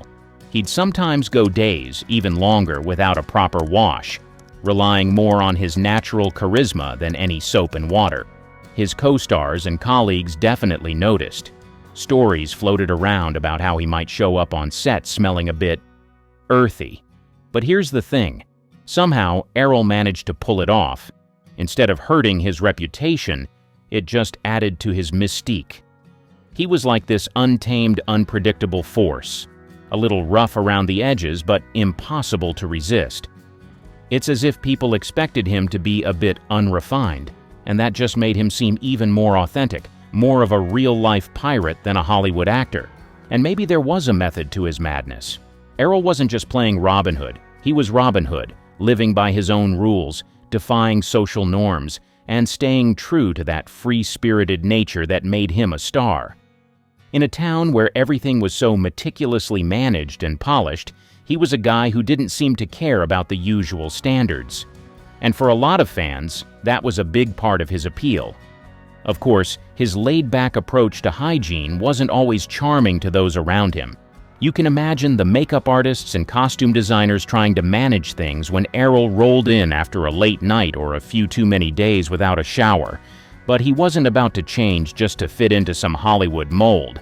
If anything, he leaned into the rumors and shrugged them off with a smirk, as he did with so much else in his wild and controversial life. It's kind of like he knew that being the perfectly groomed gentleman just wasn't his brand. He was the guy who made adventure look easy, who made danger seem fun, and who didn't mind getting a little dirty along the way. And that's exactly what made Errol Flynn unforgettable. He embraced the messiness, the chaos, and the freedom that came with living life on his own terms. Sure, he might have skipped a few baths, but in the end, that just made his legend all the more intriguing. Marlene Dietrich's face shaving. With her striking features and charm, she became an icon of glamour and sophistication in classic Hollywood. But behind that polished facade lay a beauty secret that might surprise you. She regularly shaved her face. Yes, you heard that right. The legendary actress believed that shaving her face helped keep her skin looking smooth and flawless. Picture it. Marlene in her glamorous dressing room surrounded by lights and makeup artists. While most women were busy applying layers of foundation and concealer, Marlene took a different approach. Every day she would take a razor to her skin, carefully gliding it over her cheeks and chin. Her reasoning? She believed that by removing the fine hairs from her face, She would achieve a more refined, even complexion that would look stunning under the bright studio lights. Now, you might think that sounds a bit extreme or even a little risky, but for Marlene, it was all about maintaining that ethereal glow that made her so captivating on screen. This unconventional method not only helped her skin look smoother, but it also exfoliated dead skin cells, leaving her complexion fresh and radiant. Imagine the reaction from her contemporaries. While other stars might have raised an eyebrow at her technique, Marlene was unapologetic. She embraced her uniqueness and was always looking for ways to stand out. In a Hollywood where beauty standards often lean toward the traditional and predictable, she was a breath of fresh air, challenging norms and setting trends. And here's the kicker: her dedication to this beauty ritual paid off. Marlene Dietrich had a timeless quality to her looks, which was part of why she became such an enduring symbol of beauty. Even in her later years, she maintained that radiant, youthful appearance that made her a legend. So the next time you think of Marlene Dietrich, remember that beneath the glamorous exterior was a woman who wasn't afraid to embrace unconventional methods to achieve her beauty goals. She showed us that sometimes stepping outside the norm, like shaving your face, can lead to striking results. Cary Grant's face bath. When you have distinctively chiseled features, you tend to do whatever it takes to keep it, so Cary often splashed his face with ice-cold water multiple times a day. He believed this refreshing ritual tightened his skin, reduced puffiness, and helped him maintain a youthful, sharp appearance. Think of it as a classic version of today's cryotherapy trends, but without the fancy gadgets, just a simple bowl of cold water. This daily routine was more than just a beauty hack. It reflected Grant's dedication to his appearance and his desire to look his best for the camera. The cool water invigorated him and kept his complexion looking fresh, a crucial element for a leading man in Hollywood's golden age, and it clearly paid off. Grant's commitment to this simple yet effective regimen helped him retain his stunning looks well into middle age, proving that sometimes the simplest methods can lead to the most enduring results. How does one of the most glamorous women in Hollywood history become notorious for her lack of basic self-care? How did someone with unlimited access to luxury, beauty products, and stylists develop habits that would make even the most laid-back person cringe? Did you hear that? She rarely brushed her teeth. Would you believe that despite being one of the most exotic women in Hollywood, Elizabeth Taylor wasn't exactly big on brushing her teeth? But you don't have to take my word for it. People who were around her, including close friends and insiders, have talked about how her dental hygiene was, well, not great. She apparently didn't brush her teeth regularly, and as you can probably guess, that led to some serious bad breath. We're not talking about the occasional "I just woke up" morning breath. This was something strong enough that people noticed, talked about it, and were both shocked and disgusted by it. Now, you'd think she'd be all about keeping every part of herself pristine, but apparently that just didn't extend to her teeth. And this wasn't just a one-time thing. There were consistent reports that she neglected her oral hygiene for years. Compare that to other Hollywood stars of her time, like Audrey Hepburn or Grace Kelly, who were known for being incredibly meticulous about their cleanliness. Even Marilyn Monroe, who had a messy personal life, was obsessed with her appearance and hygiene. But Taylor? She just didn't seem to care as much when it came to brushing her teeth. Now, whether this was laziness, bad habits, or just a lack of concern, who knows? But it's wild to think that someone so glamorous could have something so simple completely overlooked. Toxic love for food. Let's get one thing straight: Elizabeth Taylor loved food. And unlike other foodies who could eat just about anything, Taylor was the more choosy type. She was all about rich, heavy, indulgent meals. So basically, big steaks, buttery mashed potatoes, fried chicken, chocolate cake, the kind of food that makes you want to take a nap right after eating. Now, for most other people, these kinds of meals are only for special occasions, but for Taylor, it was a regular Tuesday dinner. Oh, and just in case you don't think this is so glamorous, well, it gets worse. Not only did she have the habit of eating heavy meals, she mixed that up with the habit of eating in bed, a lot. And as you can imagine, this is already a recipe for a hygiene disaster. She'd lounge around with a tray of food, enjoying her meals while watching TV or reading. But hey, that's not too unusual, right? I mean, who doesn't love a late-night snack in bed? But there is one nasty difference, though. Even right after eating, she wouldn't always clean up after herself. Crumbs, bits of food, even half-eaten leftovers would sometimes just be left there. Some people close to her claimed her bed could get pretty messy, with food remnants sticking around longer than they should. And it wasn't just her bed. She wasn't overly concerned about post-meal hygiene in general. While most people would wipe their hands or freshen up after eating something greasy, she wasn't always in a rush to do that. If she was enjoying her meal, hygiene wasn't exactly a priority. Some insiders even said she could go straight from a heavy meal to lounging around, still covered in traces of whatever she just ate. For someone who looked so polished on screen, it's kind of wild to imagine her surrounded by food scraps in bed. It just goes to show that Hollywood is often just what we see in front of the cameras. Behind the scenes, it was a different story. Messy bathroom habits. When it comes to bathroom habits, let's just say it wasn't all diamonds and perfume for Elizabeth Taylor. There were rumors, and not just from random gossip, but from people who actually worked for her, that she wasn't exactly the cleanest person in the bathroom. Some housekeepers and close associates supposedly had to deal with some pretty unpleasant messes. We're talking about everything from unflushed toilets to used tissues and towels just lying around. The kind of stuff that, let's be honest, you wouldn't expect from someone who basically defined beauty and sophistication. But again, all these weren't just about being a little messy. There were stories that her bathrooms could sometimes be really unsanitary. Some people said she would leave makeup-stained towels everywhere, old cosmetics cluttering the counters, and even dirty laundry piling up. On top of all that, she also wasn't in a rush to clean up spills, whether it was powder, lotions, or even worse, bodily fluids. Yeah, not the image you picture when you think of Elizabeth Taylor, right? And here's where it gets a little sad. Some of this might have been connected to her health issues. You see, Taylor struggled with a lot of medical problems throughout her life, including chronic pain and mobility issues, especially later on. If she wasn't feeling well, it makes sense that she might not have been keeping up with cleaning or bathroom hygiene the way most people would. That said, some accounts suggest this wasn't just an issue in her later years. There were reports of her being messy even when she was younger and more physically active, so it could have just been a lifelong habit. Either way, it's a side of her that most people wouldn't expect, especially since she always looked so put together in public. Sweat and perfumes. It would probably come as a shock to you to know that Elizabeth Taylor was not exactly the killer damsel we saw on screens. One of her most famous unhygienic traits was sweating a lot and covering up with perfumes. The mixture was far from savory. There were reports from people who worked closely with her that she had a problem with excessive sweating. And I know what you're thinking. Sweating isn't exactly uncommon, especially under hot studio lights or in heavy costumes. It's understandable. But Taylor wasn't just dealing with the occasional perspiration. She apparently sweat a lot. Some insiders even claimed that her body odor could be noticeable, especially after long hours on set or during social events.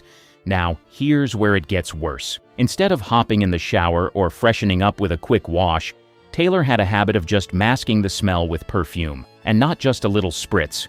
We're talking layers of strong, expensive fragrances. She was famous for her love of perfume. She even had her own line later in life, but according to some, she used it less as an accessory and more as a substitute for bathing. Can you imagine? Expensive French perfume mixed with layers of sweat? That's not exactly the fresh, clean scent you'd expect from a Hollywood icon. This wasn't just something people speculated about. There were actual accounts from co-stars and assistants who noticed the overpowering combination of body odor and perfume. What makes this even more surprising is how polished and put together she always looked in public. On the red carpet, she was flawless. Glowing skin, glamorous gowns, perfectly styled hair. But behind the scenes, it was a different story. She may have looked like a queen, but she definitely didn't always smell like one.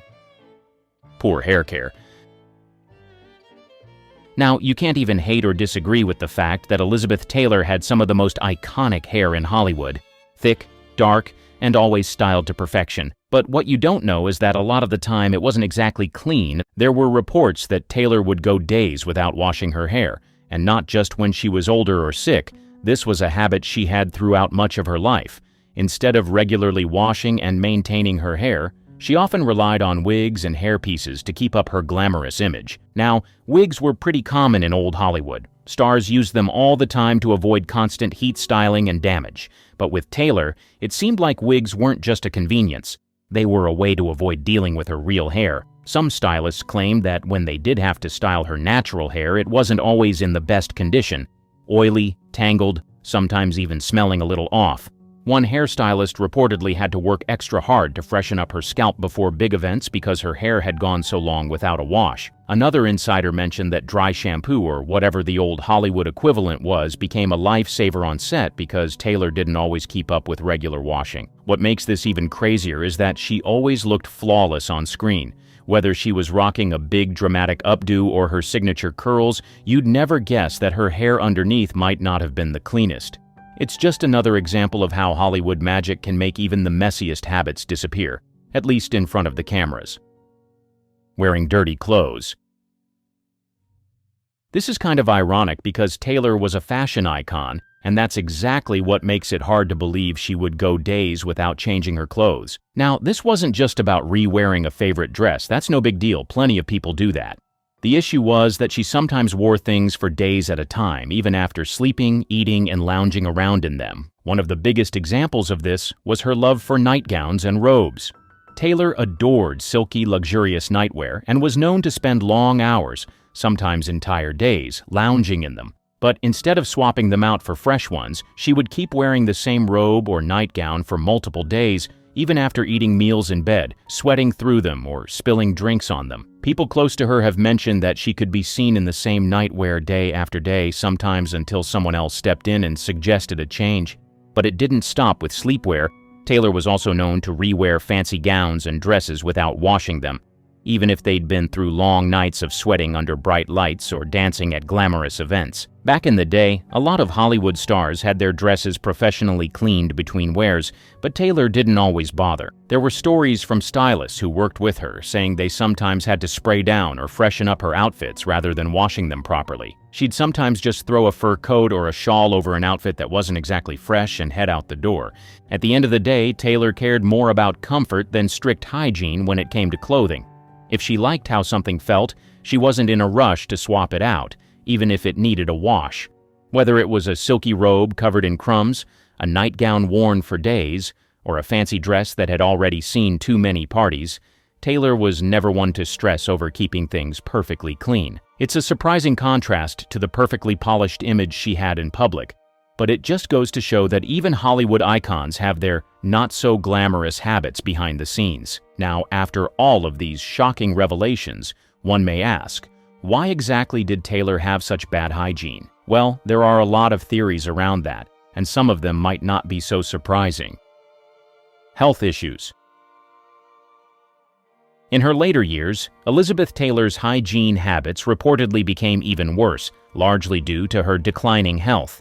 She battled a long list of medical issues, including chronic pain, scoliosis, heart problems, and several back injuries that made movement incredibly difficult. Because of this, simple tasks like bathing, grooming, and even changing clothes regularly became a challenge. People close to her have said that as her mobility worsened, she would sometimes go days without bathing. Not necessarily because she didn't want to, but because it was just too painful or exhausting. It's easy to see how this would become an issue, especially since she had already been known for being a little lax when it came to hygiene. By the time she was in a wheelchair, regular showers and hair washing weren't a top priority.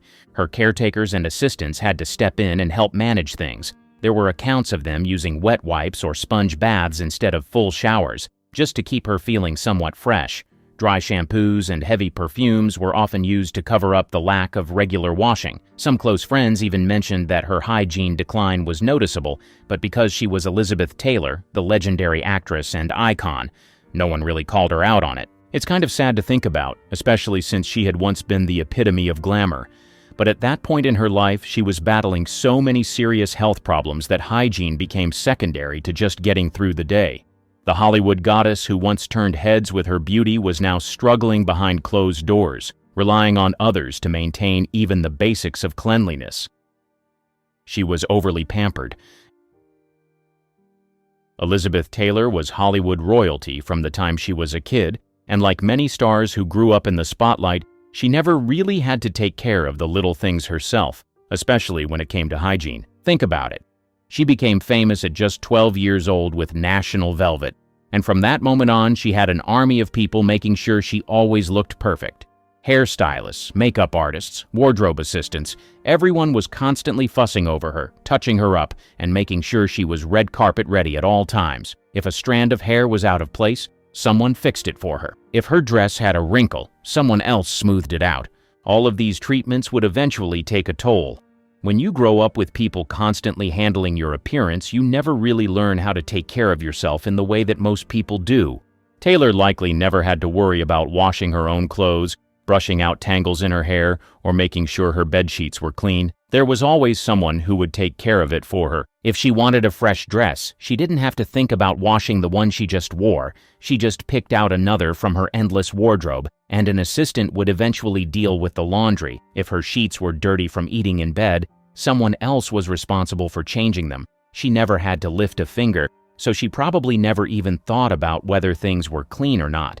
So because of this, Taylor probably never developed strong personal hygiene habits, not because she was lazy, but because she never had to. When someone grows up in an environment where everything is taken care of for them, they don't have the same awareness about cleanliness as someone who has to do it themselves. For example, most people know that if they don't wash their laundry, their clothes will start to smell. But Taylor? That was never a problem she had to deal with. She could re-wear the same nightgown or robe for days, and if it got dirty, someone else would eventually handle it. The same thing applied to her hair care and bathing habits. If a stylist was constantly working on her hair, she didn't need to wash it herself regularly. If she had a personal assistant who could freshen her up with perfume or a quick touch-up before public appearances, she didn't have to worry as much about showering. Over time, this likely led to a more relaxed attitude about hygiene, because it was never her responsibility to maintain it. This kind of treatment didn't just stop when she became an adult. It followed her throughout her entire life. Taylor was one of the most high-maintenance stars in Hollywood, but that didn't mean she maintained herself. Instead, she had an entire team of people handling her every need, from dressing her to styling her to even helping her get around when her health started to decline. By the time she was older and struggling with mobility issues, her hygiene habits had already been so relaxed that they only got worse. Without assistance to help her, she probably wouldn't have bothered to change clothes, freshen up, or keep things tidy at all. Elizabeth Taylor wasn't necessarily lazy about hygiene. She was just so used to being taken care of that she never really had to think about it. When you grow up with people handling every little detail of your life, you don't develop the same habits as someone who has to do it all themselves. So, did she care about hygiene? Probably not as much as most people would expect from a Hollywood icon. But did she care about looking fabulous? Absolutely. She just let everyone else handle the cleanliness part for her. She was battling addictions. At this point in the video, it shouldn't come as much of a surprise that Taylor struggled with addiction to food, alcohol, and painkillers, and like many people with compulsive tendencies, she often neglected self-care. When she was caught up in binge eating, drinking heavily, or relying on painkillers, hygiene was simply not a priority. Addiction often leads to fatigue and depression, both of which make it harder to keep up with daily grooming, and Taylor's habits reflected that pattern. Her relationship with food was intense. As we've learned, she didn't just enjoy rich, heavy meals, she indulged in them to excess, often eating in bed and leaving behind crumbs, stains, and wrappers without much concern. It wasn't unusual for her to wear the same food-stained robe or nightgown for days. At her heaviest, she admitted to consuming large quantities of food in a single sitting, once describing a meal where she ate 2 steaks, a whole lobster, a bottle of wine, and a hot fudge sundae. For someone who could consume that much in one go, the idea of stopping to freshen up afterward probably wasn't a priority. Hygiene took a back seat to indulgence. And since she had assistants who would eventually take care of cleaning up, she didn't have to think about it. Her drinking habits were just as extreme. You see, she wasn't a casual drinker. She could polish off an entire bottle of vodka in one night.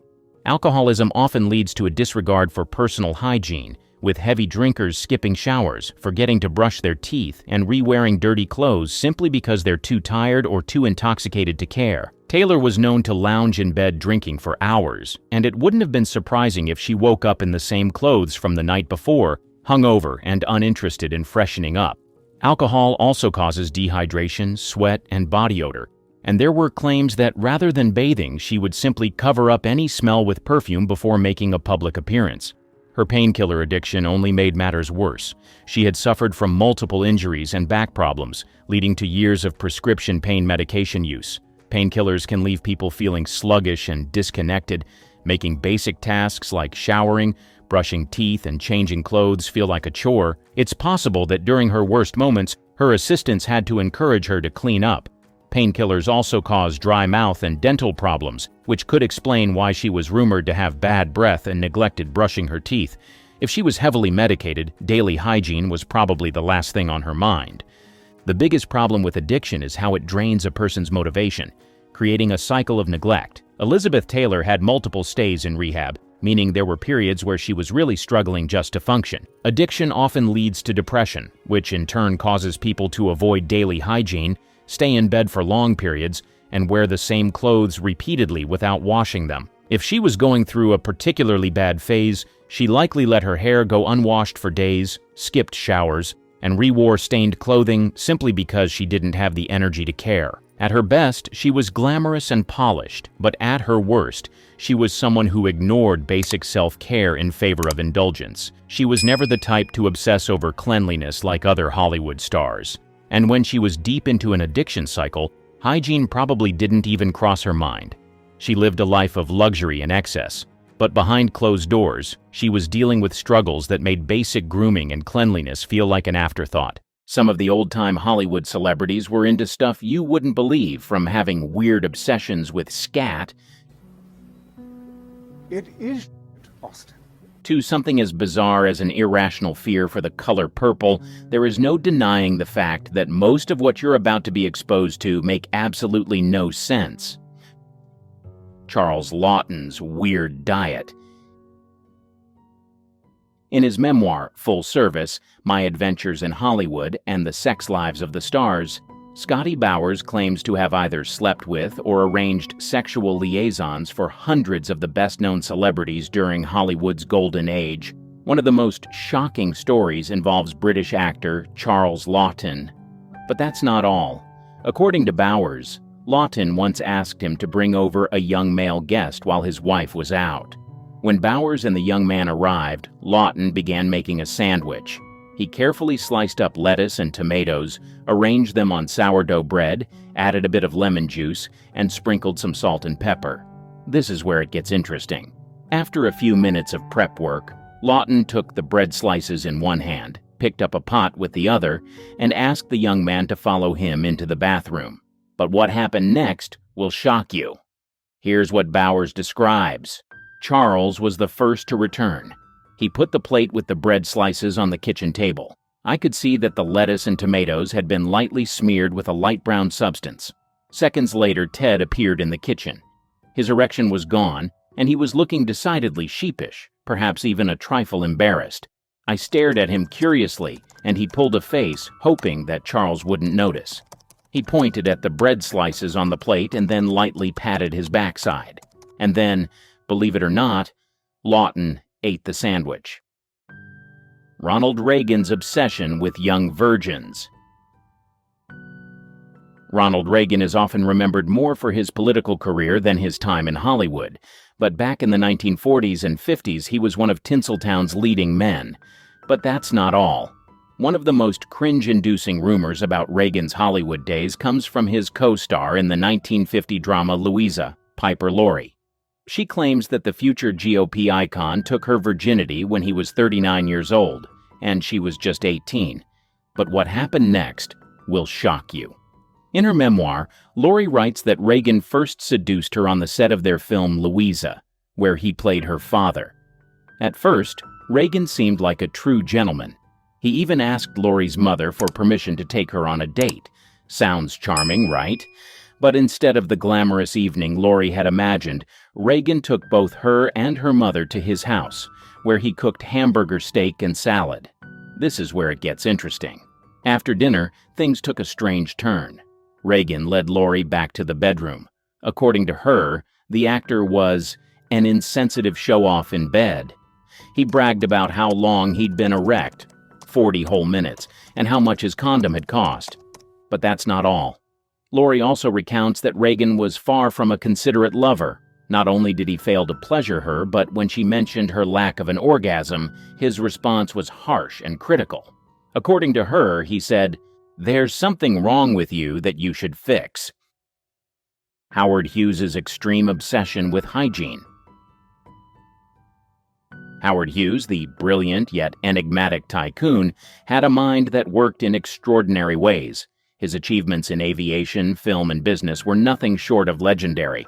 But alongside his brilliance, there was a peculiar and relentless obsession that dominated his life: cleanliness. Imagine a man so consumed by the fear of germs that he would lock himself away in dark rooms for days, sometimes even weeks.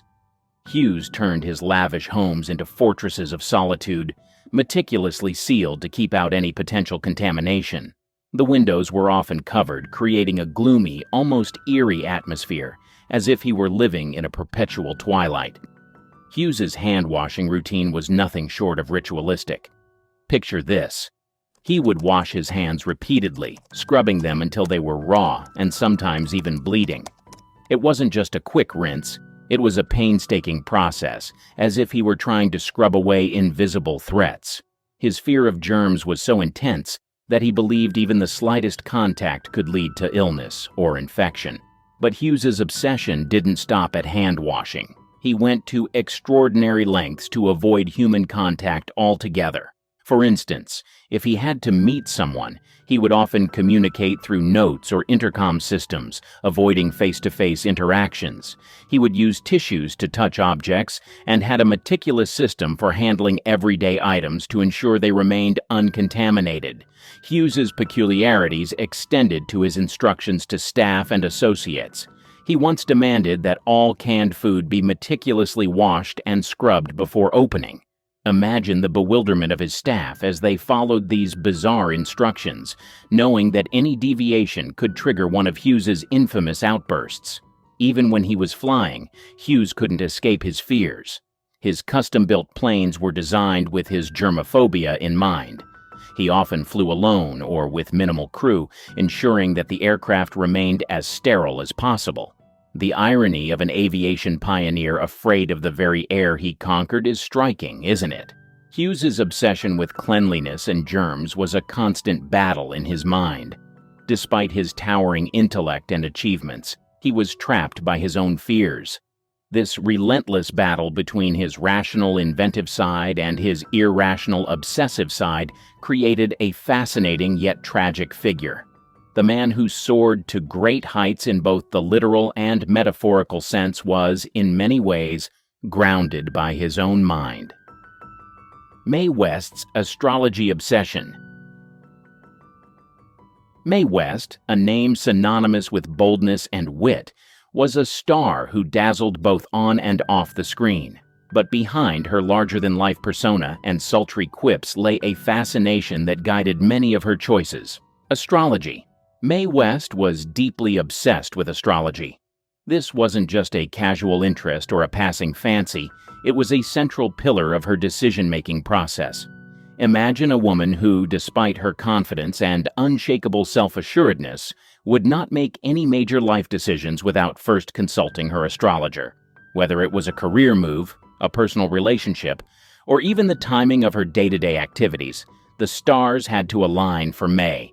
Her belief in astrology was so profound that it influenced her creative work. She wrote a play called The Constant Sinner, which was steeped in astrological themes.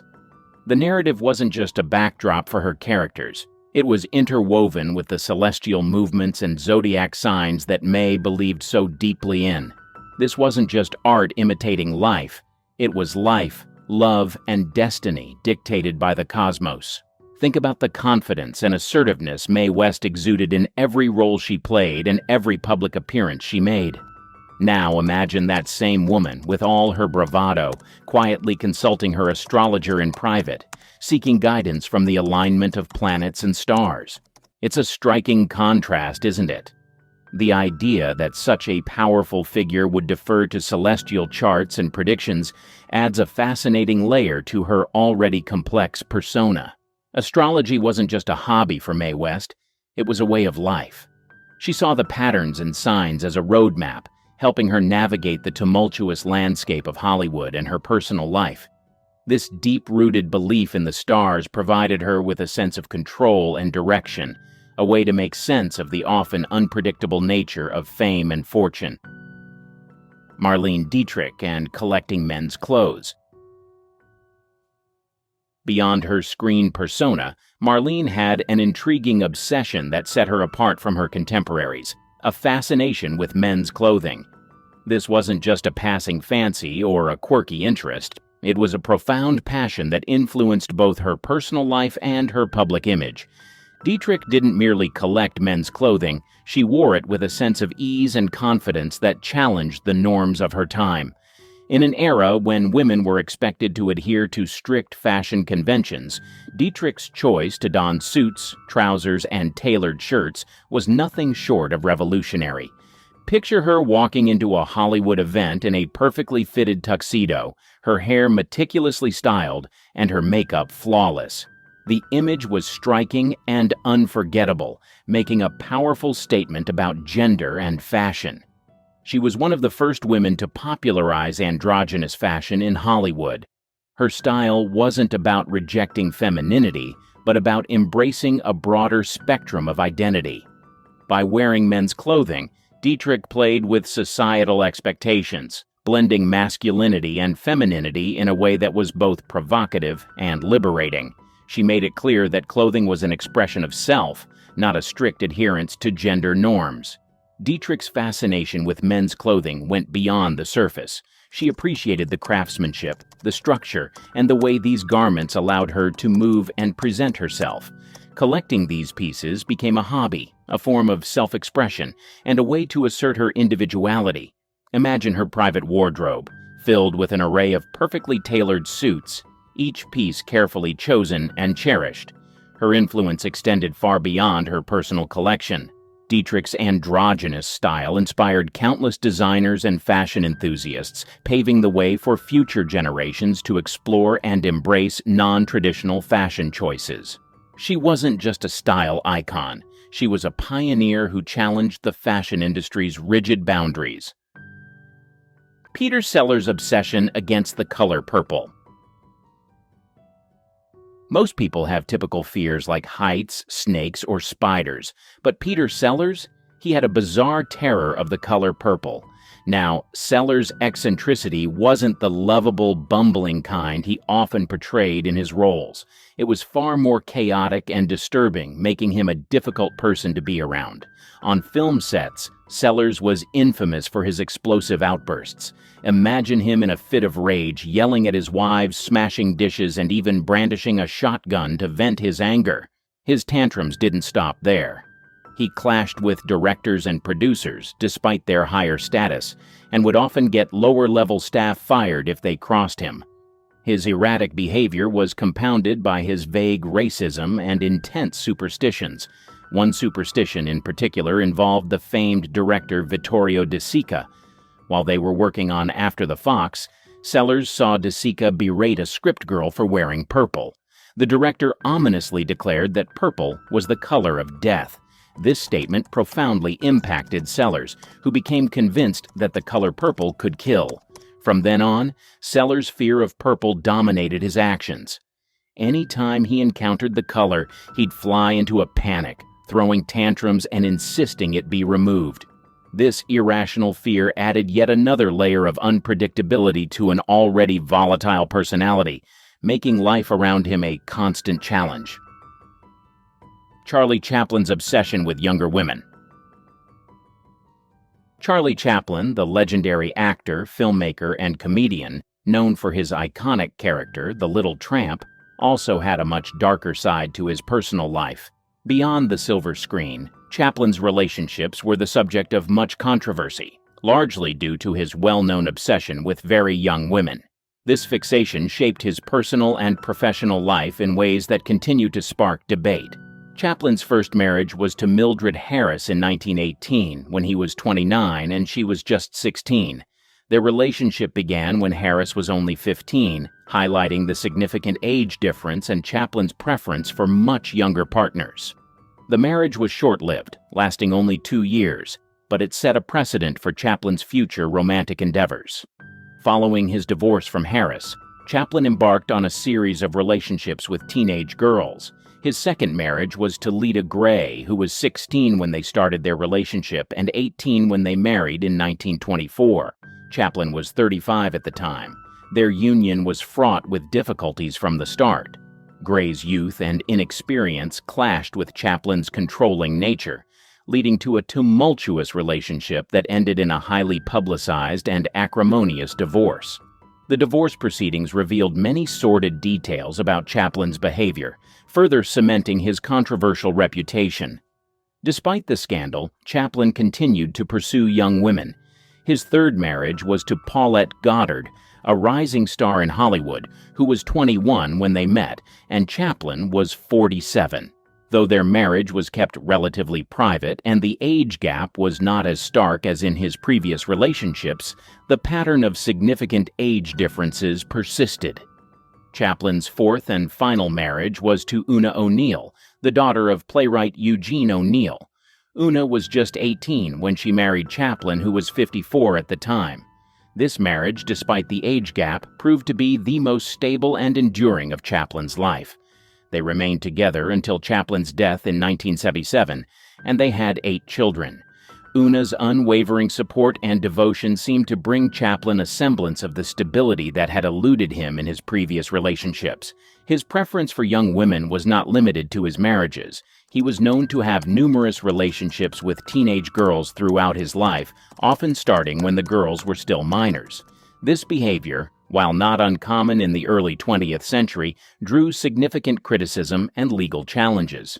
In one notable case, Chaplin faced a paternity suit from actress Joan Barry, who was 23 years younger than him. The case, which included allegations of coercion and manipulation, was widely covered by the media and further tarnished Chaplin's public image. The controversy surrounding Chaplin's relationships with young women has led to a complex legacy. On one hand, he is celebrated as a genius of early cinema, whose contributions to film and comedy are unparalleled. On the other hand, his personal life raises uncomfortable questions about the dynamics of power and exploitation. Chaplin's behavior reflects the broader societal attitudes of his time, where older men often pursued younger women, sometimes with dire consequences. Gloria Swanson's obsession with health and fasting. Gloria Swanson, one of Hollywood's most glamorous and enduring stars, was not only known for her striking beauty and acting prowess, but also for her intense dedication to health foods and fasting. Decades before the wellness industry became mainstream, Swanson was a pioneer in the realm of health and nutrition, turning her lifestyle into a fervent obsession that shaped her daily routines and public persona. Swanson's journey into the world of health foods and fasting began at a time when processed foods were becoming increasingly popular in America. Rejecting this trend, she delved into natural and organic eating habits, believing that what she consumed had a direct impact on her overall well-being and longevity. Her approach to diet was meticulous and uncompromising. She scrutinized every ingredient, ensuring that her meals were not only nutritious but also free from any artificial additives or preservatives. Her commitment to healthy foods extended beyond just eating organic produce. Swanson embraced a diet rich in raw vegetables, fruits, nuts, and seeds, long before such dietary choices became fashionable. She was particularly fond of juicing, often preparing fresh vegetable and fruit juices to maintain her energy and vitality. This dedication to a clean diet was not merely a fad for Swanson. It was a deeply ingrained lifestyle choice that she believed was essential for sustaining her health and beauty. In addition to her strict dietary habits, Swanson was a firm believer in the benefits of fasting. She would often embark on long fasts, abstaining from food for extended periods to cleanse her body and mind. These fasts were not just about physical health. Swanson saw them as a way to achieve mental clarity and spiritual renewal. Her fasting routines were rigorous, sometimes lasting several days, during which she would consume only water or freshly squeezed juices. This practice was unconventional and even controversial at the time, but Swanson was unwavering in her belief in its benefits. Swanson's obsession with health foods and fasting was also evident in her social interactions and public appearances. She often spoke about her dietary practices, sharing her knowledge and experiences with others. She became an advocate for healthy living, encouraging those around her to adopt similar habits. Her influence extended to her close circle of friends and colleagues in Hollywood, many of whom were inspired by her dedication and began to explore healthier lifestyles themselves. Her commitment to health was not without its challenges. Swanson faced skepticism and criticism from those who viewed her practices as extreme or unnecessary. However, she remained steadfast, confident in the knowledge that her choices were beneficial. Her dedication to health and wellness was a testament to her discipline and determination, qualities that also defined her illustrious career. Swanson's approach to health was holistic. She believed in the interconnectedness of physical, mental, and emotional well-being. This belief guided her lifestyle choices, from her diet and fasting routines to her emphasis on regular exercise and stress management. She practiced yoga and meditation, long before these practices became popular in the West, as part of her daily regimen to maintain balance and harmony in her life. Her obsession with health foods and fasting also influenced her work. Swanson often took on roles that reflected her personal beliefs, portraying characters who embodied strength, resilience, and a sense of well-being. Her off-screen persona, as a health-conscious and disciplined individual, became an integral part of her public image, distinguishing her from many of her contemporaries. Without a doubt, Hollywood has its secrets. In the same vein, Hollywood stars have their own secret that they would rather have taken to the grave. However, some of these secrets found their way out and would leave even the most loyal of fans with their jaws open in pure shock and even terror. Some of these Hollywood stars had some twisted fetishes and pleasures that they enjoyed in the privacy of their own homes or secret places. Some of them will shock you, others will send shivers down your spine. Jean Arthur's journey through Hollywood was unlike any other. With a career that spanned over 3 decades, she delivered performances that have since become benchmarks of the golden age of cinema. Yet, for someone so visible on the silver screen, Arthur was a figure of profound privacy, her off-screen life a stark contrast to the characters she so vivaciously brought to life. But who was Jean Arthur truly? Beyond the laughter and the acclaim, beyond the roles that made her a household name, there lay a woman of complexity, a soul who sought solace away from the cacophony of fame. Arthur's reluctance to embrace her celebrity status, her battles with anxiety, and her eventual retreat from Hollywood form a narrative as compelling as any of her films. This video seeks to peel back the layers of Jean Arthur's quiet radiance, to explore the dichotomy of a woman who was both a beacon of talent on screen and an enigma off it. From her early days in silent films to her unforgettable roles in classics directed by the likes of Frank Capra and George Stevens, we delve into the life of a woman who, despite her best efforts to remain out of the limelight, left an indelible mark on the industry and on the hearts of those who watched her. The rise of Jean Arthur. Jean Arthur's journey to becoming a beloved icon of Hollywood's golden age is a tale of resilience, talent, and an unmistakable voice that captivated audiences worldwide. Born Gladys Georgiana Green in 1900 in Plattsburgh, New York, Arthur's early life was marked by frequent moves, reflecting a restless spirit that would later define her career. Her entry into the world of acting was not a straightforward path. It was paved with the kind of determination and grit that characterized many of Hollywood's self-made stars. Arthur's foray into acting began in the early 1920s, a time when the film industry was undergoing significant transformations. The silent era was in full swing, and Hollywood was a burgeoning hub of creativity and innovation. Arthur's initial roles were small, often uncredited parts in silent films, where her distinctive presence began to draw attention. Despite the limitations of these early roles, Arthur's persistence paid off, leading to more substantial parts that showcased her range and depth as an actress. The transition from silent films to talkies in the late 1920s and early 1930s was a tumultuous period for many actors, whose careers were abruptly ended by the new demand for a different kind of on-screen presence. However, for Arthur, the advent of sound cinema provided an opportunity to leverage her most unique asset, her voice. Described as a mix of a squeak and a melodious lilt, Arthur's voice became her signature, setting her apart from her contemporaries and endearing her to audiences and critics alike. Arthur's breakthrough came with her role in The Whole Town's Talking, 1935, a performance that showcased her comedic timing and charm. However, it was her collaboration with director Frank Capra that catapulted her to stardom.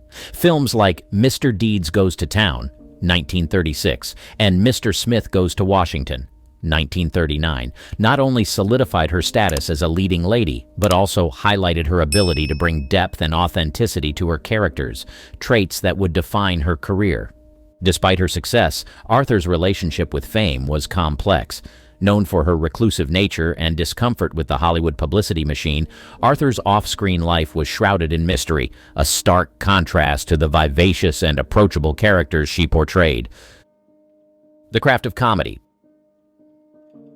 Jean Arthur's ascent to the zenith of Hollywood stardom was marked by her unparalleled mastery of the screwball comedy genre, a style of film that became immensely popular during the 1930s and 1940s.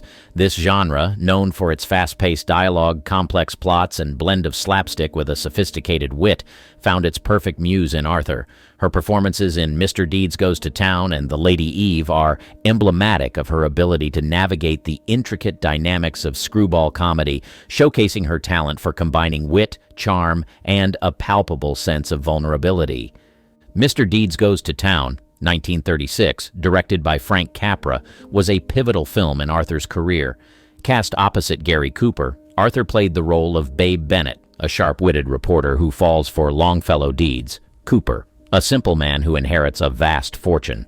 Arthur's portrayal of Bennett was a masterclass in the screwball heroine archetype, intelligent, independent, and morally complex. Her on-screen chemistry with Cooper was electric, and her performance earned critical acclaim, solidifying her status as one of the era's leading ladies in comedy. However, it was perhaps her role in The Lady Eve, 1941, directed by Preston Sturges, that fully showcased Arthur's comedic genius.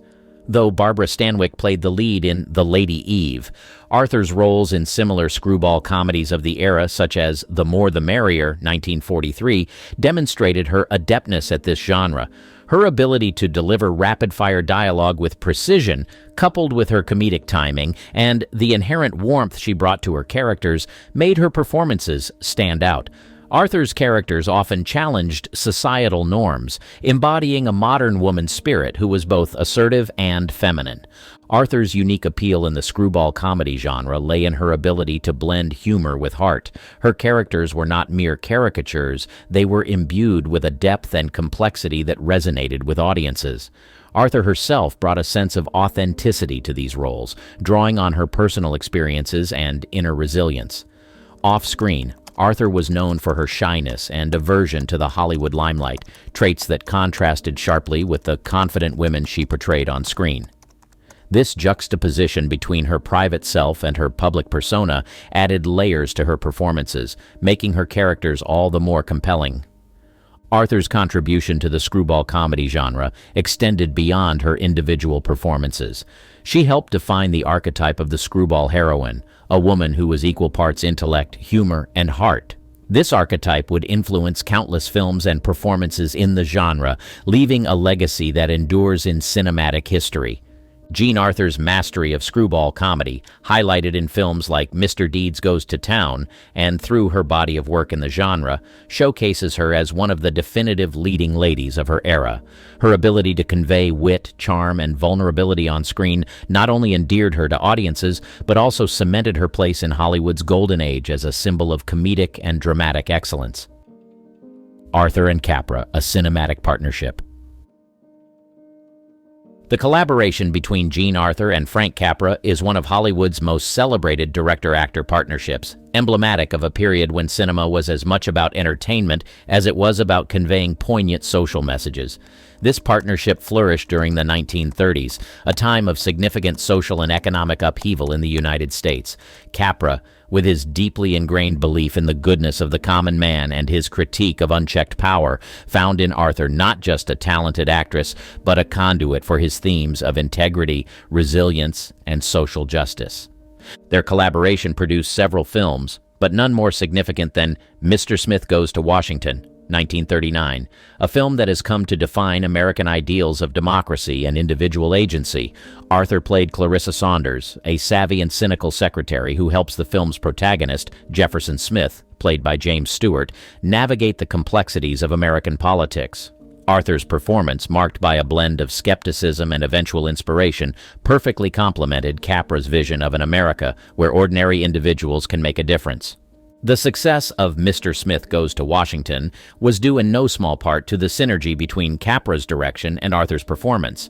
Capra's socially conscious storytelling, which often tackled themes of corruption, media manipulation, and the loss of innocence, found its ideal expression in Arthur's characters, who often embodied a blend of idealism and pragmatism. This dynamic allowed Capra's films to resonate on a deeply emotional level, with Arthur serving as the relatable, human element in his grand narratives. Arthur's collaboration with Capra was not limited to Mr. Smith Goes to Washington. Their partnership also produced Mr. Deeds Goes to Town, 1936, and You Can't Take It With You, 1938, films that similarly explored themes of simplicity, honesty, and the value of community. In each of these films, Arthur's performances were critical to grounding Capra's ideals in relatable human terms. Her ability to convey complex emotions with subtlety and depth provided the perfect foil to Capra's larger-than-life characters and situations. Beyond her work with Capra, Arthur's career was also marked by her collaboration with another legendary director, John Ford, in The Whole Town's Talking, 1935. While her partnership with Ford was not as extensive as with Capra, it further showcased her versatility as an actress and her ability to adapt to different directorial styles. Ford, known for his portrayal of American myths and landscapes, utilized Arthur's talent to explore themes of identity and redemption, adding another layer to her already diverse career. The Reluctant Star. Jean Arthur's luminous presence on the silver screen belied a deeply private nature, a paradox that defined her career and personal life. Despite her undeniable talent and the acclaim that came with it, Arthur was known for her shyness and aversion to the Hollywood limelight, a reluctance that stood in stark contrast to the bold, spirited characters she portrayed. This chapter delves into the complexities of Arthur's stardom, exploring how her reluctance to embrace fame contrasted sharply with her on-screen persona and professional success. Arthur's preference for privacy over public accolades was well known within the industry. Unlike many of her contemporaries, she eschewed the typical trappings of Hollywood fame, rarely appearing at public events or participating in the studio's publicity efforts beyond what was contractually required. Interviews with Arthur were scarce, and she was known to be uncomfortable with the fanfare and attention that came with her profession. This reticence extended to her personal life, which she guarded fiercely, leading to much speculation and mystery surrounding the actress. Despite her aversion to the spotlight, Arthur's talent could not be contained. On screen, she exuded a natural warmth and charisma, endearing her to audiences and making her one of the most beloved actresses of her time. Her ability to convey strength, vulnerability, and humor, often simultaneously, made her performances compelling and relatable. Arthur's work with directors like Frank Capra highlighted her unique appeal, showcasing her as the quintessential everywoman who embodied American ideals of integrity and resilience. The contrast between Arthur's public and private selves raises questions about the nature of stardom and the expectations placed on public figures. Arthur's career coincided with the golden age of Hollywood, a time when stars were expected to maintain a certain image and availability to their fans. Her reluctance to participate in this aspect of her profession was seen as unconventional, even problematic, by studio executives who relied on star power to promote their films. Yet, Arthur's insistence on maintaining her privacy can also be viewed as a form of resistance against the commodification of celebrity and an assertion of her autonomy. Arthur's shyness and preference for privacy did not diminish her professional dedication. Colleagues and directors often spoke of her commitment to her craft, her meticulous preparation for roles, and her ability to transform once the cameras were rolling. This professionalism, coupled with her natural talent, ensured that Arthur's career thrived despite her aversion to the spotlight. Pioneering feminine archetypes. In an era when women on screen were often relegated to secondary or stereotypical roles, Arthur's characters stood out for their strength, intelligence, and independence. Her portrayal of such roles contributed to evolving representations of women in cinema, offering audiences a glimpse of a more nuanced and empowered female identity. Arthur's characters were often women ahead of their time, navigating professional and personal challenges with a blend of resilience and grace. In Mr. Deeds Goes to Town, she plays a savvy reporter who, despite her initial cynicism, reveals a deep capacity for empathy and integrity. Similarly, in Mr. Smith Goes to Washington, Arthur portrays a seasoned political aide who becomes an invaluable ally to James Stewart's idealistic senator, showcasing her character's intelligence and political acumen. These roles, among others, positioned Arthur as an actress capable of conveying complex female experiences, breaking away from the damsel in distress archetype prevalent in many films of the era. Arthur's on-screen personas resonated with the emerging sensibilities of a society on the cusp of significant social change. The 1930s and 1940s were decades marked by economic turmoil, war, and the beginning of shifts in gender dynamics. Women were entering the workforce in unprecedented numbers, and their roles within the family and society at large were beginning to evolve. Arthur's characters reflected this shift, embodying the aspirations and challenges of a generation of women seeking greater autonomy and recognition. Moreover, Arthur's collaboration with directors like Frank Capra further amplified her impact on the portrayal of women in cinema. Capra's films, known for their social commentary and exploration of American ideals, provided Arthur with a platform to showcase her range as an actress and to bring to life characters that were both relatable and inspirational. Her performances in Capra's films not only entertained, but also provoked thought about the role of women in society, their capacity for leadership, and their right to pursue personal and professional fulfillment. Jean Arthur's contribution to cinema extends beyond her individual performances to include her influence on the portrayal of women on screen. By taking on roles that challenged traditional gender roles, Arthur paved the way for future generations of actresses. Her legacy is evident in the increasingly complex and diverse representations of women in film, a testament to her enduring impact on the industry. Arthur's reluctance to embrace the trappings of fame, coupled with her commitment to portraying strong, intelligent women, underscores the duality of her legacy. Off-screen, she was a private individual who shied away from the spotlight, yet on-screen, she represented a progressive vision of womanhood.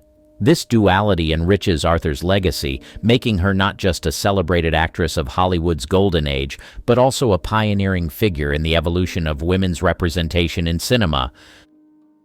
The transition to stage and television. Jean Arthur's transition from the silver screen to the stage and television marked a significant shift in her career, reflecting her desire to explore different facets of acting and to engage with new audiences. This chapter delves into the later part of Arthur's career, highlighting her notable stage performances and her role in the television series The Jean Arthur Show, underscoring her continued impact on the performing arts. After achieving considerable success in Hollywood, Arthur's career took a turn as she began to seek opportunities beyond film. Her move towards stage and television was driven by a combination of factors, including her well-documented discomfort with the Hollywood system and her desire for more challenging and diverse roles. Arthur's foray into theater was not just a departure from film, but a return to her roots. Before her Hollywood fame, she had experience in New York's theater scene, which had initially honed her acting skills. One of Arthur's most significant stage roles came in 1950, when she starred in the Broadway production of Peter Pan as Peter. Her performance was lauded for its energy and whimsy, capturing the eternal youthfulness of the character and showcasing Arthur's versatility as an actress. This role, among others, demonstrated Arthur's ability to captivate live audiences, just as she had film audiences, with her unique charm and talent. Arthur's transition to television was highlighted by The Jean Arthur Show in 1966, where she played a lawyer. The show was an attempt to capitalize on Arthur's enduring appeal, offering her a platform to reach a new generation of viewers. Despite the show's short run, it was a testament to Arthur's willingness to embrace new challenges and to adapt to the changing dynamics of the entertainment industry. Arthur's work in stage and television during the latter part of her career is indicative of her broader impact on the performing arts. She brought the same depth and nuance to her stage and television roles as she did to her film characters, challenging traditional gender roles and paving the way for future generations of actresses. Her characters often embodied strength, intelligence, and independence, contributing to evolving representations of women in cinema and beyond. Moreover, Arthur's transition highlights the fluidity between different mediums of acting, underscoring the idea that talent transcends the platform. Her ability to move between film, stage, and television with ease and success is a testament to her skill as an actress and her dedication to her craft. In examining the later part of Jean Arthur's career, we see a performer who was not content to rest on her laurels, but was driven by a passion for acting and a desire to explore the full range of her abilities. Her contributions to stage and television are an essential part of her legacy, showcasing her versatility and her continued relevance in the world of performing arts. The legacy of a reluctant star. Reflecting on Jean Arthur's enduring legacy in Hollywood requires an appreciation of her unique position within the pantheon of Golden Age cinema. Arthur's contributions to the film industry during her active years were profound, not only in terms of the memorable characters she brought to life, but also in how she navigated her career with a rare blend of integrity and talent. This chapter focuses on Arthur's impact on the film industry, her influence on contemporary actresses, and her lasting symbol as an exemplar of grace and professionalism in an industry often criticized for its excesses. Jean Arthur's legacy in Hollywood is anchored in her performances, which often broke the mold of traditional female roles. Her characters were strong, intelligent, and independent, embodying a modern woman who could stand on equal footing with her male counterparts. This was a significant departure from the more conventional portrayals of women in cinema at the time, making Arthur a forerunner in the evolution of female characters in Hollywood. Films like Mr. Smith Goes to Washington and The More the Merrier not only showcased her talent, but also her ability to portray women of substance and complexity. Arthur's influence extends beyond the roles she played. Her approach to her career and her life in Hollywood set her apart. Known for her aversion to the limelight and her dedication to her craft, Arthur chose roles that resonated with her personally and professionally, rather than those that would merely elevate her star status. This principled approach to acting, coupled with her natural talent, made her a role model for actresses of her time and for generations to come.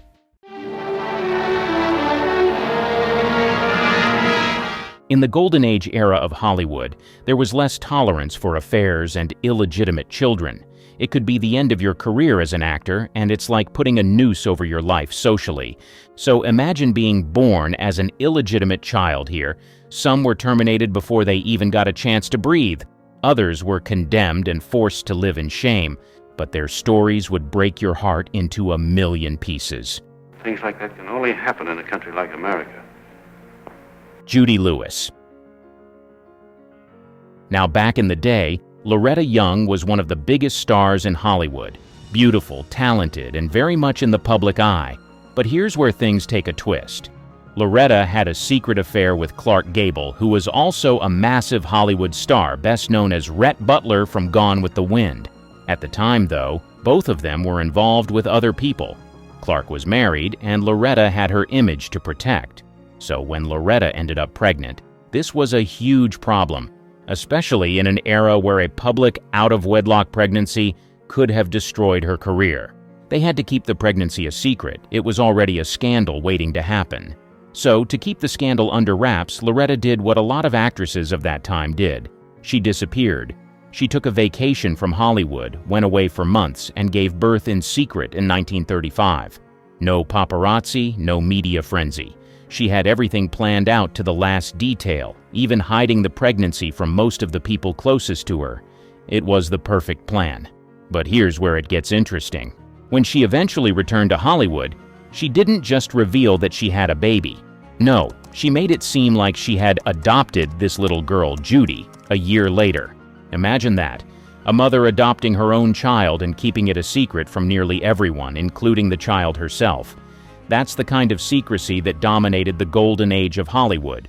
For most of Judy's childhood, she had no idea who her real parents were. She grew up believing that Loretta was just her adoptive mother. But before then, Lewis went through hell. After she was born, Loretta Young didn't bring her daughter home right away. Instead, Judy spent the first 19 months of her life in various hideaways and orphanages. Loretta was still trying to keep the whole situation under wraps. Eventually, she adopted Judy, which, as we know now, was just part of her plan to conceal the truth about Judy's parentage. When Judy was around 4 years old, Loretta married a radio producer named Tom Lewis. That's when Judy took his last name, becoming Judy Lewis. Loretta and Tom had 2 more kids together, 2 sons, Christopher and Peter. So now Judy's growing up in this family and she's finally happy and at peace, but there's one small problem. She looks a lot like Clark Gable, especially those famous ears of his that stuck out. It was a resemblance that was hard to ignore. But you would not believe what her mother, Loretta, did next. She actually had Judy undergo a painful surgery to pin her ears back up when she was just 7 years old. It was yet another attempt to hide the truth about who Judy's real father was. Can you imagine that? Going through surgery just to keep up appearances? Then, when Judy was about 15, her mother made another film with Clark Gable called Key to the City. During that time, Gable came over to visit Loretta's house, and that was the one and only time Judy ever met him. He asked her a few questions about her life, then kissed her on the forehead when he left. The kicker? Judy had no idea that Gable was her biological father. He was just this famous guy who stopped by for a brief visit.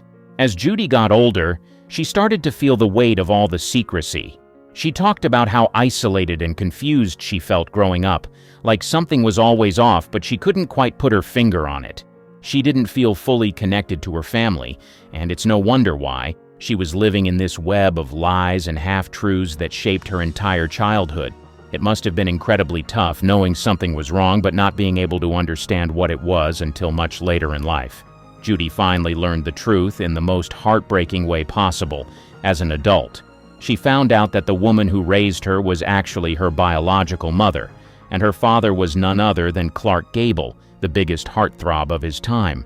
Loretta kept this secret for so long, and when Judy finally confronted her, Loretta admitted it, but still refused to publicly acknowledge the truth. Can you imagine the pain Judy must have felt knowing her whole life had been a lie?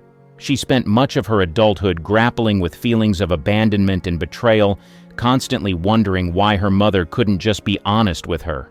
To make matters worse, Clark Gable never had any real involvement in Judy's life. He didn't acknowledge her, and he never played a fatherly role. This had to be tough for Judy, growing up in the shadow of 2 Hollywood legends but never fully knowing or being accepted by them. So, for Judy, the scandal haunted her throughout her life. She wrote a memoir about it later, expressing how much the secrecy and lies affected her. She carried that burden, always wondering why she wasn't publicly acknowledged and why her mother chose to keep such a vital part of her identity hidden. It's the kind of story that really makes you feel for the people who lived behind the glittering Hollywood curtain, where image was everything and human emotions were often sacrificed for the sake of stardom. Robertino Rossellini. It all started back in 1949. Ingrid Bergman was already one of the biggest stars in Hollywood, but she wasn't just about fame. She genuinely admired good filmmaking. 2 films by Italian director Roberto Rossellini had really caught her attention, and instead of just being content with watching from afar, Bergman decided to write him a letter. In this letter, she expressed how much she loved his work and casually suggested they collaborate on a film. And, well, let's just say things escalated from there. Rossellini was quick to cast Bergman in his next project, Stromboli, and this is where the sparks really started to fly. During the production of the film, Bergman and Rossellini began an affair. Now, keep in mind, Bergman was still married to Petter Lindstrom at the time, but the chemistry between her and Rossellini was undeniable, and soon enough, it turned into something much more serious. And as you might already know by now, back in the 1950s, this wasn't just gossip. It was a full-blown scandal. Hollywood had a very polished image to uphold, and having one of their biggest stars involved in an extramarital affair was a no-no. But soon enough, it got 10 times worse when Ingrid got pregnant as a result of her affair and eventually gave birth to a son named Robertino Rossellini in 1950. Now, as you can imagine, this was a huge deal, and not in a good way. This sent shockwaves through the entertainment industry. People were not only shocked that she had a child out of wedlock, but the affair itself felt like a betrayal to her public image. Bergman went from being one of the most beloved actresses in the world to a symbol of moral outrage almost overnight. She was condemned by Hollywood, criticized by the press, and even denounced on the floor of the U.S. Senate. Imagine that. A senator actually called her out as being an example of perverted morals. As for Robertino, he was born into the eye of the storm. His very existence was the center of this scandal, and that had to have some serious consequences on his life. First off, he had a strained relationship with Hollywood from the get-go. He wasn't just another kid. He was the product of one of the most controversial love affairs of the era. It's one thing to have famous parents, but to be born into a situation where the world views your birth as a scandal? That's a tough legacy to carry. Bergman's career took a huge hit, too. She was shunned by Hollywood for years, which meant that Robertino grew up in a time where his mother's name was often associated with disgrace, rather than the legendary actress she was. She moved to Italy to be with Rossellini, and while her career eventually bounced back, that period was marked by rejection and judgment, not just for her, but for her son, too. Imagine growing up knowing that your birth was the reason your mother was ostracized from an entire industry. That's a lot for a kid to carry. The damage to Robertino wasn't just public, it was personal. Having to grow up in the shadow of such a high-profile affair with parents who were constantly in the media for their turbulent relationship must have been emotionally taxing. His childhood was essentially defined by his parents' scandal, and it's hard to feel like you're living a normal life when the world already has its opinions about your family before you even know what's going on. So, in a way, Robertino's life was shaped, and possibly even damaged, by the choices his parents made and the public's harsh reaction to those choices. He was innocent in all of it, but he still had to deal with the fallout, and that's a burden no child should have to bear. The child that was never born. It's the 1940s, and Gary Cooper is the ultimate Hollywood heartthrob, right? And then you've got Patricia Neal, a talented actress who absolutely adores him. They start this passionate affair, and it's the kind of scandal that makes headlines everywhere.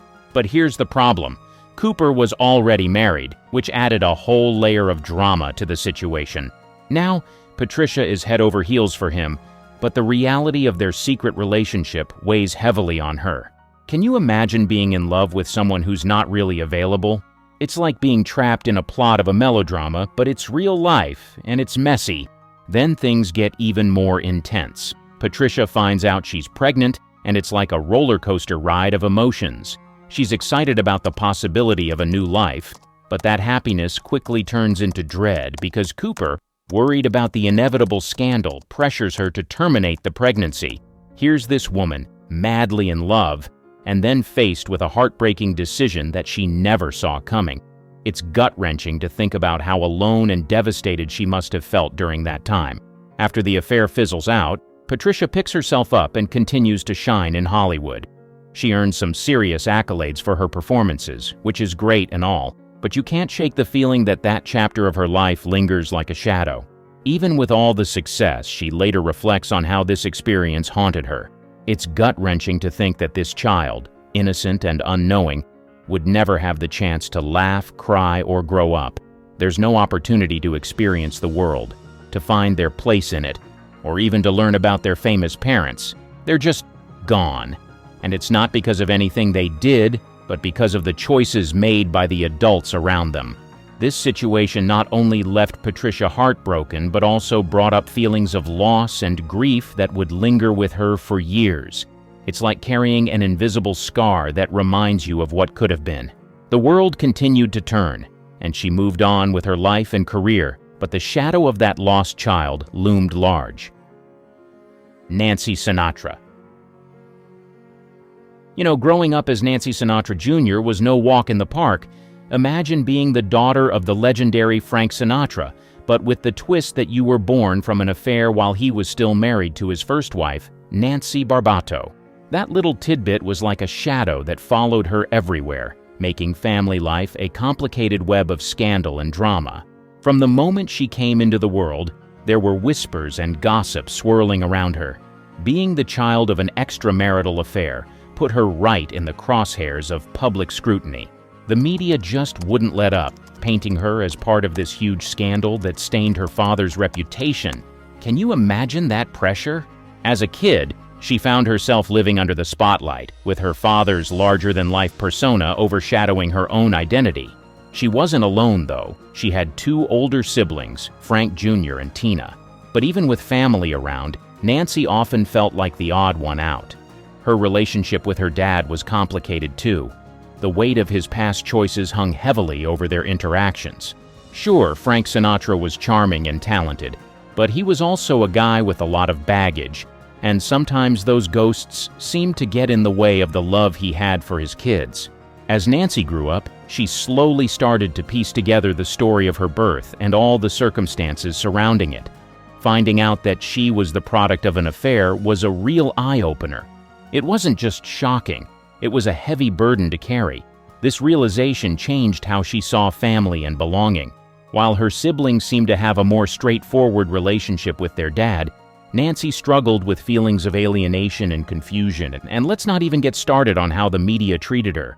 They constantly compared her to her dad, which only added to the stress. She wanted to carve out her own identity and pursue a music career, but the shadow of Frank Sinatra's fame was both a blessing and a curse. Some days, she felt like she could ride the coattails of his legacy, but other times it felt suffocating, like she could never escape the constant scrutiny that came with being his daughter. Her situation was even trickier because her existence was a painful reminder of Frank's infidelities. While she was trying to make her own way in the music industry, the emotional toll of being Frank Sinatra's daughter weighed heavily on her shoulders. She just wanted a narrative that wasn't tangled up in scandal, a story where she could be seen for who she was, not just as the child of her father's mistakes. As she navigated her career, Nancy faced the ongoing challenge of living with the choices her father made. Even with her successes, the complexities of her upbringing left her grappling with big questions about love, loyalty, and her own identity. Frank was a source of pride, no doubt, but the circumstances of her birth created an emotional landscape that was fraught with confusion and conflict. In the end, Nancy Sinatra Jr.'s journey really highlights the struggles of growing up in the shadow of a famous parent. Her story shows how family secrets can impact one's sense of self and the fight for identity in a world that often wants to define you by your lineage. Despite the weight of her father's legacy, she ultimately sought to forge her own path, trying to balance honoring her family history with establishing her own identity in a world that was always watching. Norman Chaplin. Charlie Chaplin, the legendary silent film star famous for his character the Tramp, had quite a roller coaster ride when it came to his personal life. One of the more scandalous parts of his story is his affair with actress Lita Grey. This whole situation not only stirred up a lot of drama in Hollywood, but also had a significant impact on their son, Norman Spencer Chaplin. So, here's how it went down. Charlie was working on the film The Kid when he got involved with Lita, who was just a teenager at the time. Their romance sparked a lot of gossip, especially since Charlie was already a big deal in Hollywood and the age gap made people raise their eyebrows. It was like a classic Hollywood scandal. While plenty of actors were indulging in affairs, Charlie's choices attracted an extra layer of scrutiny because of his fame. When Lita found out she was pregnant, things got even messier.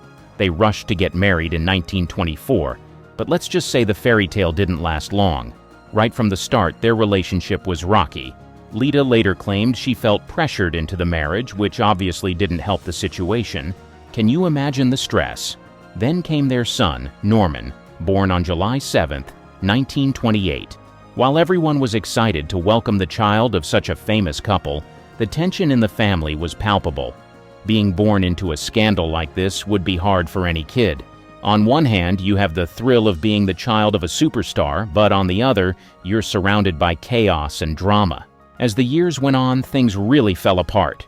Charlie and Lita's marriage turned into a public battleground, with all the juicy details of their fights making headlines. Lita accused Charlie of neglecting his family in favor of his career, which added to the public drama.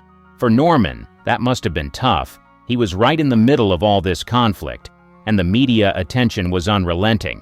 Growing up as Charlie Chaplin's son meant living in a spotlight that could be hard to bear.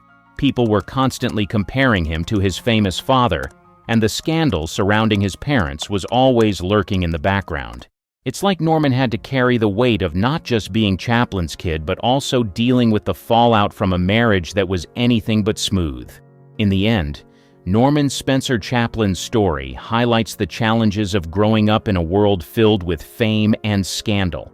While his father was a beloved figure in film history, the chaotic nature of his family life created a complicated legacy for Norman. He had to navigate the complexities of identity and self-worth, all while trying to make sense of the drama that surrounded his family. It's a reminder that behind the glitz and glamour, there are real stories of struggle and resilience. Katie Wagner. You know, the story of Robert Wagner and his daughter Katie Wagner is quite the fascinating one. So, Robert Wagner, the charming actor known for his roles in classic films and hit TV shows, had a brief relationship with actress Marion Marshall, and from that romance came Katie. Now imagine being born into this whirlwind of Hollywood drama. Katie's birth came with its fair share of complications. Robert was a rising star, and Marion was no slouch either, but the relationship was short-lived. They weren't together for long, and soon after, Wagner went on to marry the stunning Natalie Wood, which added a whole new layer of complexity to Katie's life. Growing up, Katie found herself navigating this chaotic family landscape. It must have been tough, with her father's high-profile marriage to Natalie Wood, who was one of the biggest stars of the era. Katie was often caught in the crossfire of public attention. You can only imagine the pressure of living up to that legacy. Katie often felt like she was trying to carve out her own identity while living in the shadow of her father's fame and the incredible talent of her stepmother. Every time someone brought up her father, they would also mention Natalie, which had to be both a blessing and a curse. On one hand, it meant she had a famous father, but on the other, it meant she was constantly compared to two larger-than-life figures. It was like trying to find her own voice in a chorus of celebrity. And let's be honest, Hollywood can be a tough place to grow up, especially when you're the daughter of someone like Robert Wagner. It's not just about being the child of a famous actor. It's about dealing with the intricacies of family relationships that come with that fame. Katie's experience highlights the complexities many children of stars face. Even though Robert Wagner loved her and wanted the best for her, the dynamics of his relationships and the scrutiny from the media must have been challenging for her. It's a classic tale of trying to navigate a path when everyone else seems to have their eyes on your family drama, making it difficult to define who you are outside of that narrative. Ultimately, Katie Wagner's story is a reminder of the challenges that come with having a famous parent. It's a delicate dance of trying to embrace that legacy while also striving to stand out on her own terms. Beneath the shimmering surface of Hollywood's golden age, a labyrinth of secrets and scandals lay hidden. Among the glittering stars and cinematic masterpieces, the private lives of Tinseltown's finest were often shrouded in mystery and intrigue. But sometimes the veil would slip, revealing tales so unexpected and controversial, they seemed ripped from the pages of a screenplay. Take, for instance, the luminous Ava Gardner, whose tumultuous love affair with Frank Sinatra captivated the public. Or the legendary Spencer Tracy, whose off-screen life was as complex and compelling as his on-screen performances. These were not isolated incidents, but part of a larger narrative, a tapestry woven with hidden liaisons, secret children, and forbidden love. In this video, we peel back the curtain on Hollywood's most closely guarded secrets, the children born out of the spotlight, away from the prying eyes of the press and the public. From the whispered rumors of clandestine pregnancies to the undeniable truths that emerged years later, these stories reveal a different side of the stars we thought we knew. We'll explore the lives of those who grew up in the shadows of fame, their existences marked by a legacy they had no part in choosing. These are not just tales of scandal and sensation, but of real people searching for identity and belonging in the aftermath of decisions made long before their time. The early days of Hollywood. In the nascent days of Hollywood, a burgeoning film industry began to cast its first shadows on the silver screen, giving rise to a new breed of American royalty, the movie star.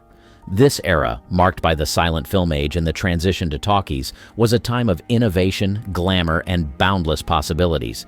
Yet, beneath its glittering surface, the personal lives of its stars were often mired in complexity and secrecy, particularly when it came to matters of the heart and family.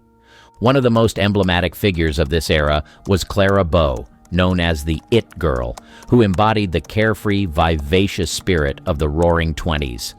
Bow's on-screen persona captivated millions, but her off-screen life was fraught with challenges, not least of which were the rumors that swirled around her personal relationships and the children she was rumored to have had out of wedlock. While no concrete evidence exists to confirm these children, the speculation around Bow's private life underscores the intense scrutiny and moral policing faced by female stars of the time. The early Hollywood studio system, with its rigid control over actors' images and personal lives, played a significant role in shaping the narrative around its stars. Studios went to great lengths to craft public personas for their actors that aligned with the moral standards of the day, often at the expense of the stars' true selves. This led to a culture of secrecy and double lives, where stars like Bow were forced to navigate their personal affairs in the shadows, away from the prying eyes of the press and moral watchdogs. The case of Bow is not isolated. Other stars of the era, such as Louise Brooks and Alma Rubens, faced similar challenges. Brooks, known for her iconic role in Pandora's Box, and Rubens, a silent film actress whose career was marred by addiction, both had rumored affairs and children out of wedlock. These stories, often buried beneath layers of studio-manufactured publicity, reveal a pattern of hidden relationships and the lengths to which stars went to maintain their public image. The societal norms of the early 20th century, which stigmatized children born outside of marriage, added another layer of complexity to these situations. The children of these liaisons, if they existed, were often raised in secrecy or given up for adoption, their paternity shrouded in mystery. This practice was not limited to Hollywood, but was reflective of broader societal attitudes towards illegitimacy and the sanctity of the traditional family unit. The impact of these hidden relationships and their resulting offspring rippled through the lives of those involved. For the stars, it meant a constant balancing act between their public personas and private realities, often leading to personal turmoil and, in some cases, the end of careers. For the children, it meant growing up with a secret legacy, their identities shaped by the circumstances of their birth and the societal stigma attached to it. The studio system's secrets. In the golden age of Hollywood, the studio system wielded unparalleled influence over the careers and personal lives of its stars. This era, characterized by its tight control over the public images of actors, also bore witness to one of the most poignant and carefully concealed stories of illicit love and hidden lineage, the story of Loretta Young, Clark Gable, and their daughter, Judy Lewis. Loretta Young, an actress of ethereal beauty and profound talent, was a prominent figure in Hollywood's studio system. Her career spanned from silent films through the golden age of cinema, earning her critical acclaim and a devout following. Clark Gable, known as the King of Hollywood, was the epitome of masculine charm and one of the era's most bankable stars. Their paths crossed professionally on the set of The Call of the Wild in 1935, leading to an affair that would become one of Hollywood's most closely guarded secrets. The affair resulted in Young's pregnancy, a situation fraught with potential scandal that could have ended both actors' careers. In an era when the moral clauses in studio contracts dictated the personal lives of Hollywood stars, Young's pregnancy was a ticking time bomb. With meticulous planning and the complicity of a few trusted individuals, Young disappeared from the public eye, citing illness, while she was, in fact, pregnant. Judy Lewis was born on November 6, 1935, in Venice, California. To protect her and Gable's careers and maintain her public image, Young placed Judy in an orphanage, only to adopt her months later in a well-orchestrated move designed to avoid scandal. This act of subterfuge was a testament to the lengths stars had to go to preserve their standing in the unforgiving Hollywood landscape. Judy grew up unaware of her true parentage, although rumors and whispers followed her throughout her childhood and adolescence. The resemblance to Gable was undeniable, with her ears being a particularly telling feature, leading Young to have Judy undergo surgery to make them less prominent. Despite these measures, the truth about Judy's father remained an open secret in Hollywood, known by many but publicly acknowledged by none. The relationship between Young and her daughter was complex and fraught with unspoken truths. It wasn't until Judy was an adult that Young confirmed her father's identity, a revelation that reshaped Judy's understanding of her own identity and her place in the world. The impact of this secret on Lewis was profound, affecting her sense of self and her relationships with both her mother and the father she never knew. Love affairs in the spotlight. The story of Ingrid Bergman and Roberto Rossellini is a tale of passion, art, and scandal that shook the foundations of Hollywood's golden age and challenged the moral compass of the era. Bergman, a Swedish actress renowned for her luminous beauty and profound talent, had captivated American audiences with her performances in films such as Casablanca and Gaslight, for which she won her first Academy Award. Rossellini, an Italian film director, was a leading figure in the neorealism movement, known for his raw and authentic portrayal of post-war Italy. Their union was not just a merging of two cinematic worlds, but also a love affair that defied conventions and sparked international controversy. Their story began in the late 1940s when Bergman, then married to Dr. Petter Lindstrom, wrote a letter to Rossellini expressing her admiration for his work and her desire to make a film with him. This correspondence led to Bergman's starring role in Stromboli, 1950, directed by Rossellini. During the production of the film, their professional relationship blossomed into a romantic affair, a development that would have profound personal and professional repercussions. The affair became public knowledge when Bergman became pregnant with Rossellini's child.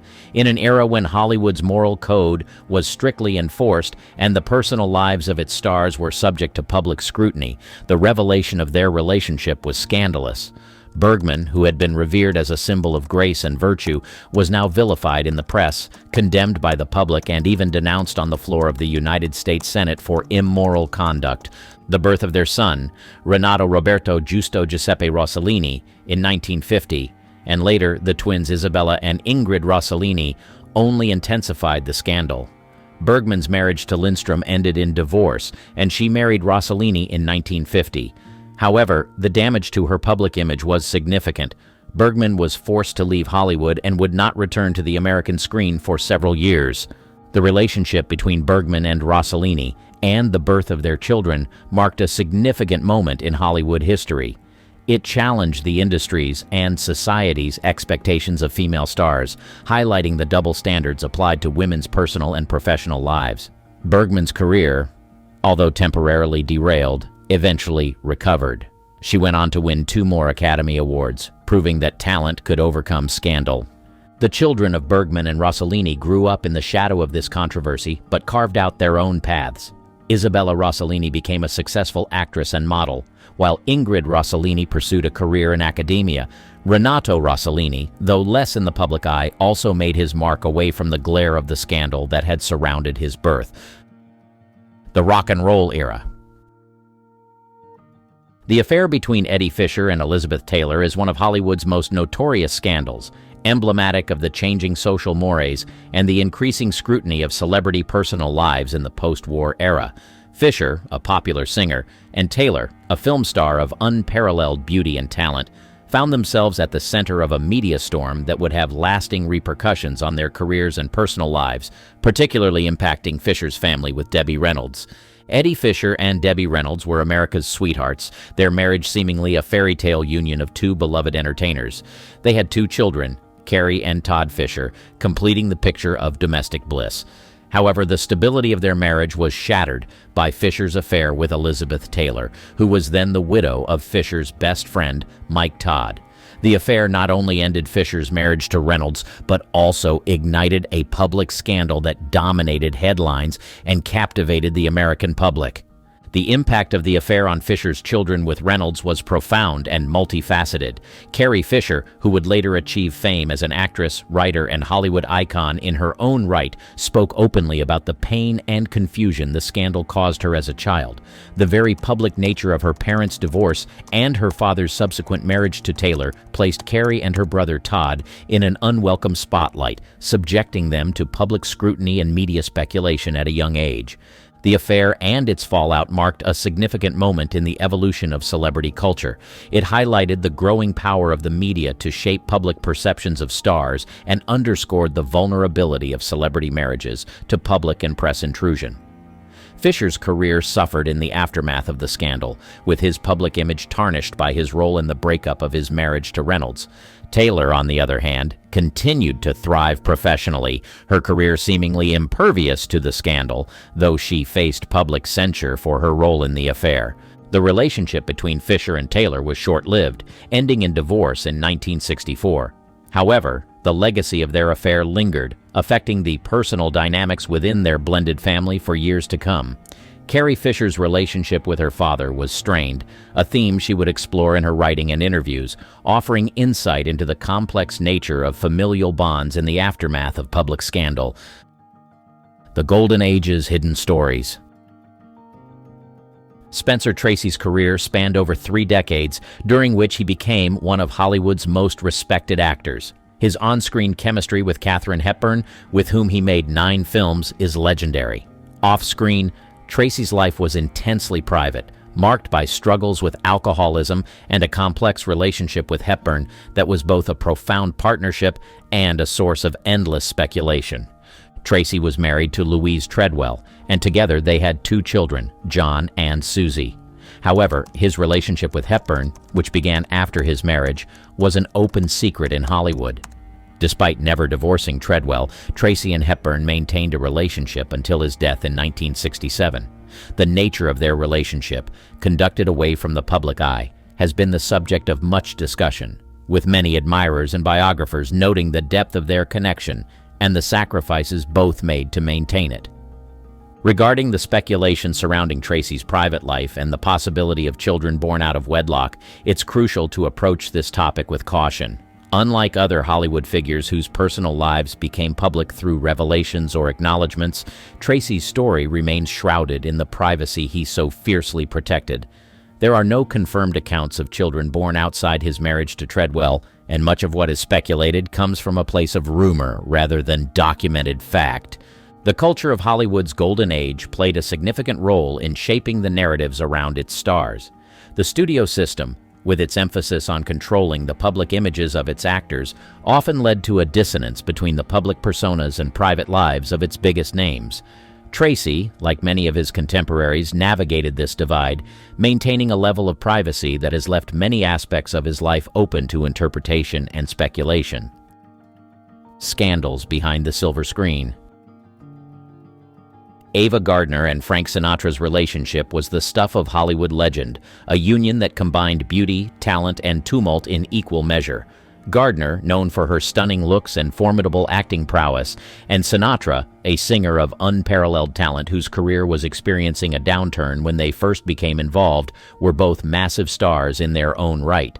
Their relationship began in the late 1940s and quickly became one of the most talked-about romances of the era. The pressures facing stars of Hollywood's golden age were immense. The studio system exerted significant control over actors' careers and personal lives, often dictating not just the roles they played, but whom they were seen with and how they conducted their private affairs. For Gardner and Sinatra, this meant their relationship was subject to intense scrutiny, not just from studio heads, but from the public and the press. Rumors of a pregnancy emerged at a time when both Gardner and Sinatra were under considerable public attention. Gardner's marriage to Sinatra, her third and his second, was marked by passionate highs and devastating lows, with both parties' careers and personal demons often clashing.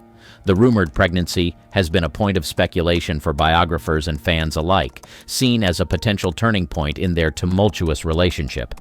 However, without concrete evidence or confirmation from Gardner or Sinatra themselves, the story remains part of the larger narrative of their storied romance. The impact of such speculation on Gardner in particular highlights the double standards and gendered expectations placed on women in Hollywood. While male stars often faced less criticism for their romantic entanglements, women were scrutinized and judged more harshly. Gardner, already known for her independent spirit and resistance to the studio system's attempts to control her, would have been acutely aware of the potential fallout from any confirmation of a pregnancy outside of marriage, even within the context of her marriage to Sinatra. Their relationship and the rumored pregnancy must be understood within the context of the time. The early 1950s were a period of transition in Hollywood, with the studio system beginning to decline and the rise of tabloid journalism. The personal lives of stars became fodder for public consumption in a way that had not been seen before, with Gardner and Sinatra among the first to experience the full force of this new celebrity culture. Love, secrecy, and legacy. Leslie Howard's contribution to the golden age of cinema is undeniable. His performances, characterized by a blend of charisma and elegance, left an indelible mark on Hollywood and the international film community. However, Howard's life off-screen was as compelling as his on-screen personas, marked by his involvement in the political and social upheavals of his time, including rumored activities in espionage during World War II. His untimely death in 1943, when the plane he was traveling in was shot down by German forces, added a layer of intrigue and tragedy to his legacy. Ronald Howard, born in 1918, was Leslie Howard's only son with his wife, Ruth Evelyn Martin. Growing up as the son of one of the era's most celebrated actors, Ronald faced the immense challenge of forging his path in the shadow of a towering figure. The expectations set by Leslie Howard's success and the public's fascination with his life and mysterious death were formidable pressures for Ronald. Ronald Howard pursued an acting career, appearing in numerous films and television shows from the 1940s through the 1970s. Perhaps his most notable role was as Sherlock Holmes in the 1954 television series Sherlock Holmes, where he brought the iconic detective to life with a performance that echoed the charm and intelligence his father was known for. Despite this and other successes, Ronald's career did not reach the same heights as his father's, a fact that highlights the difficulties of living up to a legendary legacy. The challenges Ronald faced were not just professional, but personal. Growing up in the aftermath of his father's death, with the accompanying speculation and intrigue surrounding Leslie Howard's wartime activities, Ronald had to navigate a world that was forever changed by loss.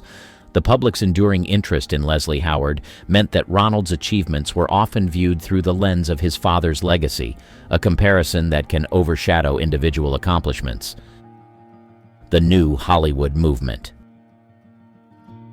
Arnold Schwarzenegger's journey from Mr. Universe to Hollywood megastar and then to the governor of California is a tale of ambition, discipline, and unparalleled public success. However, in 2011, a personal revelation emerged that presented a starkly different narrative, one that highlighted the vulnerabilities even the most controlled public figures face. The disclosure of Schwarzenegger's paternity of Joseph Baena, born to the family's housekeeper, Mildred Patricia "Patty" Baena, was a moment of profound personal and public reckoning for Schwarzenegger. The revelation came at a time when Schwarzenegger's public image was that of a successful action hero, a dedicated public servant, and a family man. Married to Maria Shriver, a journalist and member of the Kennedy family, Schwarzenegger's personal life was as much a part of his public persona as his professional achievements. The news of his affair and the existence of a son born out of wedlock was a jarring departure from the narrative that had been carefully curated over decades. Joseph Baena's birth in 1997 and the subsequent revelation of his paternity more than a decade later brought to light the complex realities behind Schwarzenegger's public facade.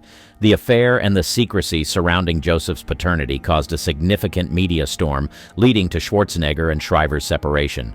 This personal crisis unfolded in the public eye, offering a glimpse into the challenges faced by those living under the scrutiny of public attention. For Joseph Baena, the revelation of his paternity was a life-altering moment. Growing up, Baena's resemblance to Schwarzenegger was noticeable, yet the truth of his lineage was not publicly acknowledged until Schwarzenegger's term as governor was coming to an end. The public disclosure thrust Baena into the spotlight, a position that comes with its own set of challenges and opportunities. Despite the initial controversy, Schwarzenegger took responsibility for his actions and has since been an active part of Baina's life. Baina has navigated his path with a notable grace, pursuing his education and showing a keen interest in bodybuilding, echoing his father's own beginnings. His relationship with Schwarzenegger has grown stronger over the years, with the two often seen sharing moments of their lives on social media, from gym workouts to celebrating graduations. From extramarital affairs to pure undiluted lust on set, some of the stars of Hollywood's golden age just couldn't help their attraction. But following your passions has its own consequences, and for these stars, a love child they were not expecting was the result of their trysts. The response to having love children differed between these talented stars. As a matter of fact, some kept it so much a secret that you'd be shocked when you find out the truth. Michael Lindsay Hogg. It is possible to hide an affair from the world, but the one thing that cannot be hidden is the striking resemblance between a child and his parents. Perhaps this was the reason why, no matter how much his mother denied it, Michael Lindsay Hogg believed that his father was not the man he grew up with. He had a gut feeling that his father was an actor he had seen a couple of times. If you have ever come across the mind-blowing artistic works of Michael Lindsay Hogg, you'll know that he is an embodiment of rare talent. Whether he is behind the scenes of films, theater, or music videos, he is the kind of director who stands out. But what if I told you that he probably got his creative abilities from his mother, Geraldine Fitzgerald, who was a talented old Hollywood actress? But that's not all. The man he suspected to be his father was none other than the legendary actor and director, Orson Welles. So, this leaves us with the question, why did Michael grow up believing that he was fathered by the famous actor? Well, let's go back to how it all started. In the 1930s, Michael's mother, Geraldine Fitzgerald, was a well-known actress. She was one of the actresses who captivated audiences at the time through her roles in films like Dark Victory and Poltergeist. Because she was famous, everyone knew she was married to Sir Edward Lindsay Hogg. However, it was later rumored that she got into a brief affair with Orson Welles, who was married to Virginia Nicholson at the time. It was said that they were so attracted to each other that they moved their families to the same neighborhood so that they would be able to see each other often. This steamy affair allegedly led to the birth of Michael Lindsay Hogg. Because the families lived close to each other, Michael grew up alongside his alleged half-sister, Christopher Wells Feeder. It will amaze you to know that Christopher once said that she always felt a sibling connection with Michael, but she could never explain why. When Michael began to suspect that Orson Welles was his biological father, he approached his mother, but she denied over and over again. Despite the fact that she denied the rumors, Michael saw through her and believed that she wasn't telling the truth. Although she took this secret to her grave, Michael was hell-bent on finding answers no matter how difficult it was. When he got older, he made up his mind to find the truth once and for all. He would later take a DNA test, and while some reports claimed that the test confirmed Olson was his father, other reports claimed that it was inconclusive. But perhaps the words of his mother's trusted friend, Gloria Vanderbilt, gave him the closure he needed. Gloria confirmed to Michael that Olson was indeed his biological father. One can only imagine the confusion and uncertainty young Michael nursed while growing up. It's good to know that he finally has some closure about the issue. Although his past was undoubtedly tumultuous and his parentage was undoubtedly complicated, Michael has grown to be a talented man. Michael Lindsay Hogg, he is not like any other director you have seen before. You name it, he's done it. Film, TV, music videos, you name it. Remember the Beatles' rooftop concert in Let It Be? Yep, he captured that magic. And those iconic Beatles promo videos for Hey Jude and Revolution, his genius at work. But it's not just the Beatles. He's rocked with the Rolling Stones and jammed with Elton John, directing some seriously cool music videos. On the small screen, he's dipped his toes into classics like Brideshead Revisited and brought a touch of class to The Equalizer. And let's not forget his work in film, from the intriguingly titled Nasty Habits to the suspenseful The Sound of Murder. He's like the ultimate directorial all-rounder, spinning his magic across the entertainment universe for decades. This love child has grown to be a man who has fought to make his dreams come true. Judy Lewis. In an industry where everyone seems to know everyone's secret, the paternity of young Judy Lewis became a source of whispers and gossip. There was no denying that she looked like the then famous actor Clark Gable, but she grew up believing that she was an adopted child. It all started when Gable and Loretta's parts crossed amidst the dazzling lights and opulent sets. Initially, they were just colleagues, but as time went on, they began to fall for each other. Clark Gable, the dashing king of Hollywood, and Loretta Young, the enchanting leading lady, could no longer hide how they felt about each other. Their on-screen chemistry was palpable, but it was behind closed doors where their passion truly ignited, away from the watchful eyes of studio executives and gossip columnists. Amidst the breathtaking landscapes of film sets, their affair flourished, defying the moral codes and societal norms of the time. Loretta, with her starry eyes and porcelain beauty, found herself swept away by Gable's charm. Considering her reputation, no one would have thought that Loretta Young would find herself entangled with Clark Gable. Loretta Young was widely regarded as a woman of strong moral character throughout her career in Hollywood. She was known for her grace, poise, and dedication to her craft. Young was often praised for her professionalism and integrity, both on and off the screen. She maintained a wholesome image and was perceived as a role model for many, particularly during the more conservative era of Hollywood. One can say she was a morally upright individual. Clark Gable, on the other hand, didn't have a spotless reputation. His reputation is a bit more complex. While he was undoubtedly one of the most charismatic and talented actors of his time, Gable was also known for his somewhat tumultuous personal life. He had multiple marriages and was rumored to have engaged in extramarital affairs. Despite this, Gable maintained a strong work ethic and was respected for his dedication to his craft. However, his personal life often overshadowed his professional achievements, leading to a more mixed perception of his morality compared to Loretta Young. Although they probably intended to keep their affair a secret forever, something happened that brought their secret love to light. This was the birth of their live child, Judy Lewis. Judy's existence remained hidden from the scrutinizing gaze of an industry built on illusions and perfection. Loretta, determined to protect her child from judgment, went to great lengths to conceal the truth, confiding only in the inner circles of Hollywood's elite. But as time went on, people began to notice. They could hide their affair, but the one thing they couldn't hide was the resemblance between Judy and her father, Clark Gable. But in order to keep their secret hidden, Loretta Young told her child that she was adopted. It was when Judy was 15 years old that she met her father for the first time. He came over to Loretta Young's house, but there was no discussion about whether or not Gable was her father. Judy grew up believing that she was indeed adopted and tried to ignore the rumors about her paternity. Yet, as fate would have it, secrets have a way of surfacing.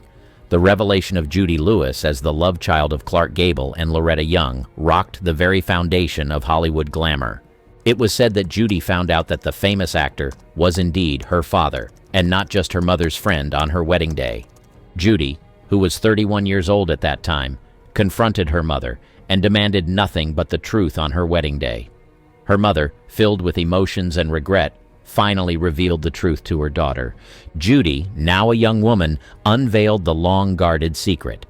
As expected, the revelation sparked a media frenzy, casting a shadow on the shining reputation of one of Hollywood's most iconic leading men. She would later write an autobiography called Uncommon Knowledge, confirming that she was indeed Clark Gable's child. Roberto Ingmar Rossellini. For several years, Ingrid Bergman made a name for herself as an iconic movie star. She started her career with German and Swedish films, and it wasn't long before Hollywood noticed her.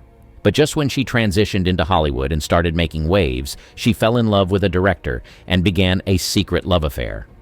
Ingrid Bergman was a phenomenal actress who was gracing screens for the most part of the late 1930s. Not only was she known for her mind-blowing performances, but filmmakers who worked with her testified that she was a highly talented actress who was willing to go above and beyond to bring her roles to life. Her career skyrocketed in the year 1936 when she played a lead role in the film Intermezzo. She would later appear in Intermezzo, a Love Story, which was her first acting role in the U.S. However, her life took an unexpected turn when she met a director called Roberto Rossellini in the mid-1940s. Following a letter she wrote him, he came to visit her in her home in the United States, and before she knew it, she began to have feelings for him. Interestingly, Ingrid was married to her first husband, Peter Lindstrom, at the time, and they had a daughter together. So, exploring the spark between her and the director would automatically be a taboo. What made it even worse was the fact that they were both married and had feelings for each other at a time when morals and family values were a big deal. It wasn't long before the pair decided to damn the consequences and fully explore the feelings they had for each other. Initially, they were able to hide their affair, but after a while, people began to notice. What made the whole thing even more shocking was that Ingrid had the reputation of a saint. She was one of the few actresses who didn't do cosmetic enhancements and was always praised for her naturalness. She only posed for decent pictures and made sure she didn't soil her reputation. When the news of her affair began circulating in the tabloids, people were beyond shocked. She was condemned by religious bodies, political bodies, and even people once called fans. She was no longer given roles because filmmakers were afraid that her presence in a film would lead to a ban. She was called an adulterous woman, and all kinds of mean things were said about her. But despite all the condemnation, Ingrid and Rossellini's affair only waxed stronger. The director would later divorce his wife for Ingrid, but Ingrid's attempts to leave her husband led to a messy legal battle. Her husband didn't let her go without putting up a fight. Soon enough, she got pregnant and gave birth to their first child in a hospital in Rome on the 2nd of February 1950. They were still unmarried at the time. Back in the day, it was like an abomination for a child to be born out of wedlock, so studios and movie stars did their best to hide love children, but Ingrid and Rossellini decided not to hide any longer. Sadly, this child, who was supposed to mark the beginning of a new chapter in their lives, actually led to an international uproar. It was said that U.S. Senator Edwin C. denounced the actress on the floor of the Senate and called her a disgrace to American womanhood. As if this was not enough, her home country also condemned her actions, highlighting that she disgraced her country. Just like that, this actress, who was once loved and admired, became hated all over the world. Despite all these, Ingrid loved her child, and shortly after, she got married to Roberto Rossellini. Their first son, who is now in his 70s, was said to have worked as an Italian real estate investor and a stockbroker when he was younger. Jack Nicholson. It is nearly impossible to be a fan of Hollywood movies and not come across at least one Jack Nicholson film.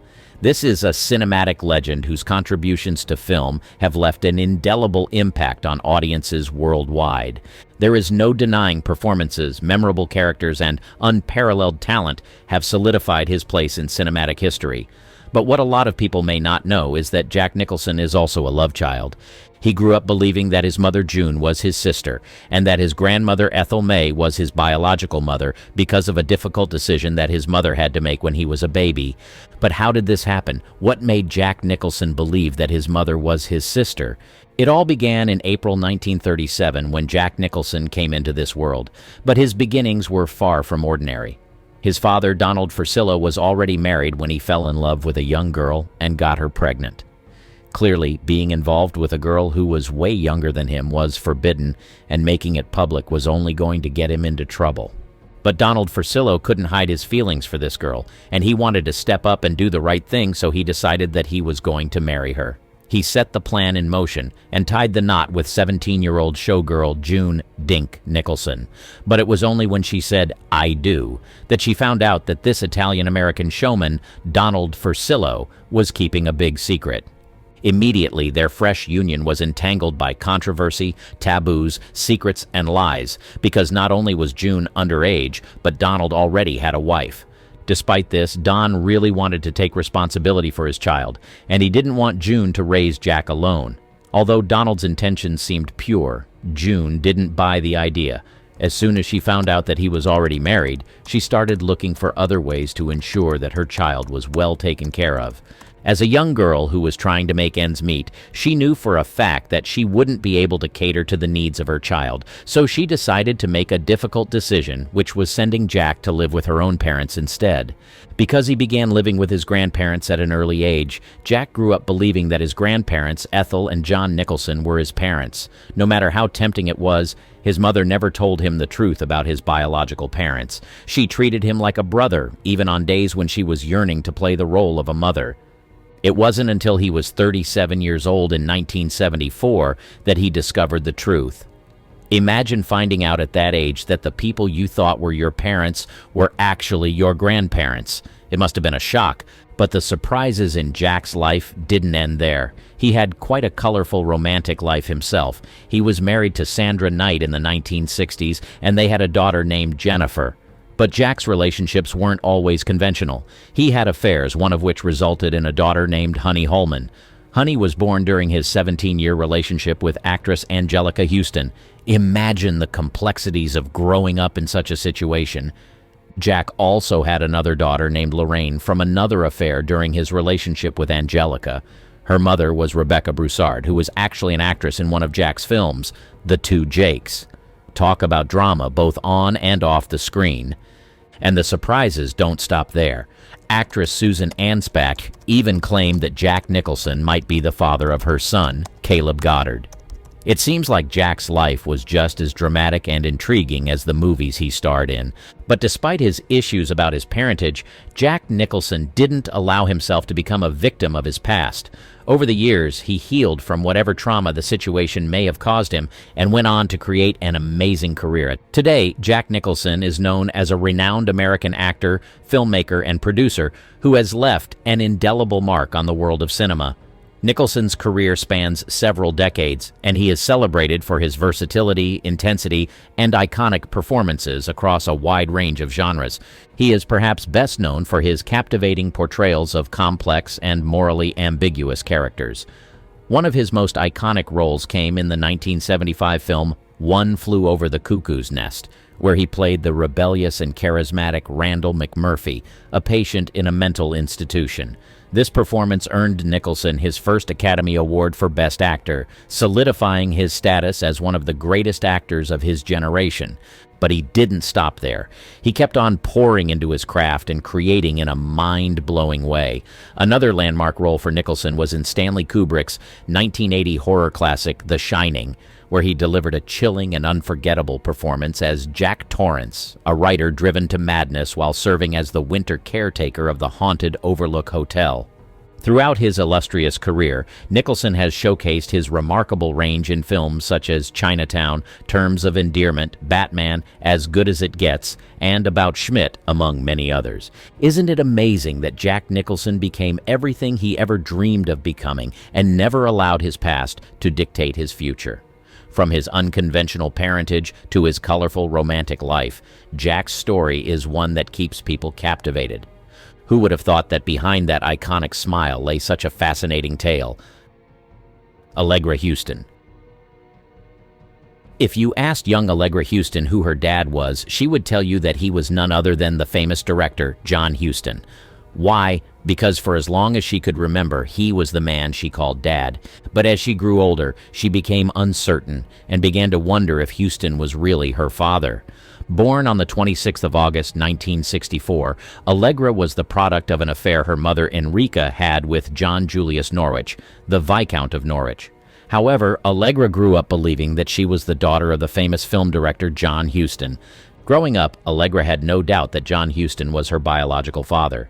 She was raised in a world where she thought she was part of his family, with siblings who shared the same name. But her life took a surprising turn when she discovered the truth about her parentage. It wasn't until later in life that Allegra learned about her true biological father and the circumstances surrounding her birth. Her mother, Enrica, was married to John Huston for several years, but in the early 1960s, they had a major marital problem, and they became estranged. It was during this period that Enrica began an affair with John Norwich. Their affair would later lead to her getting pregnant and giving birth to Allegra. Tragically, her mother, Enrica, passed away in a car accident in 1969, and Allegra was only 4 years old at the time. Despite the loss, John Huston stepped in and raised Allegra as his own daughter, showing immense love and devotion. A lot of people were shocked that he raised someone else's child like his old child. Imagine the emotions Allegra must have felt when she discovered the truth. How did she react? How did she come to terms with having two fathers and two sets of siblings? These are questions that likely ran through her mind as she navigated this complex family dynamic.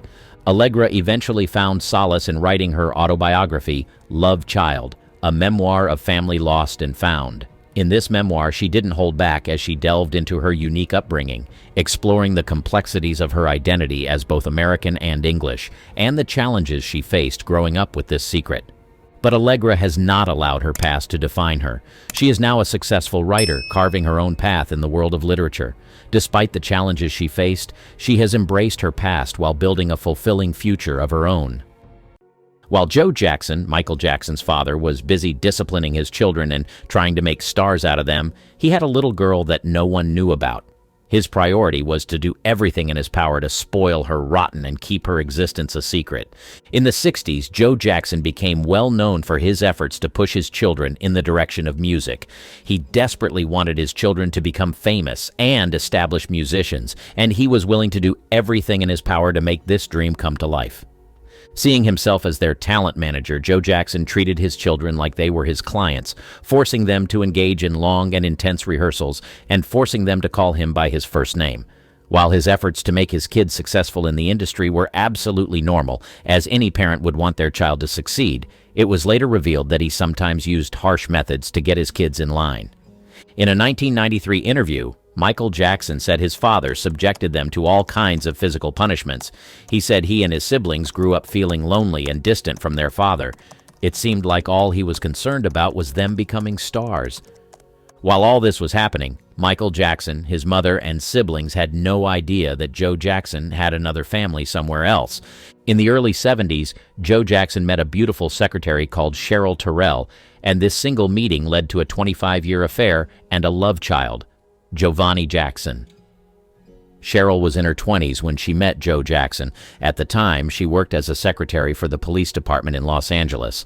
On one fateful day, Joe Jackson was invited to LAPD's Christmas party, and that was where she met him. During the party, a friend of hers introduced her to Joe Jackson, but she had no idea who he was. She had never heard of him before. When they got talking, Joe Jackson showed her his charming and romantic side.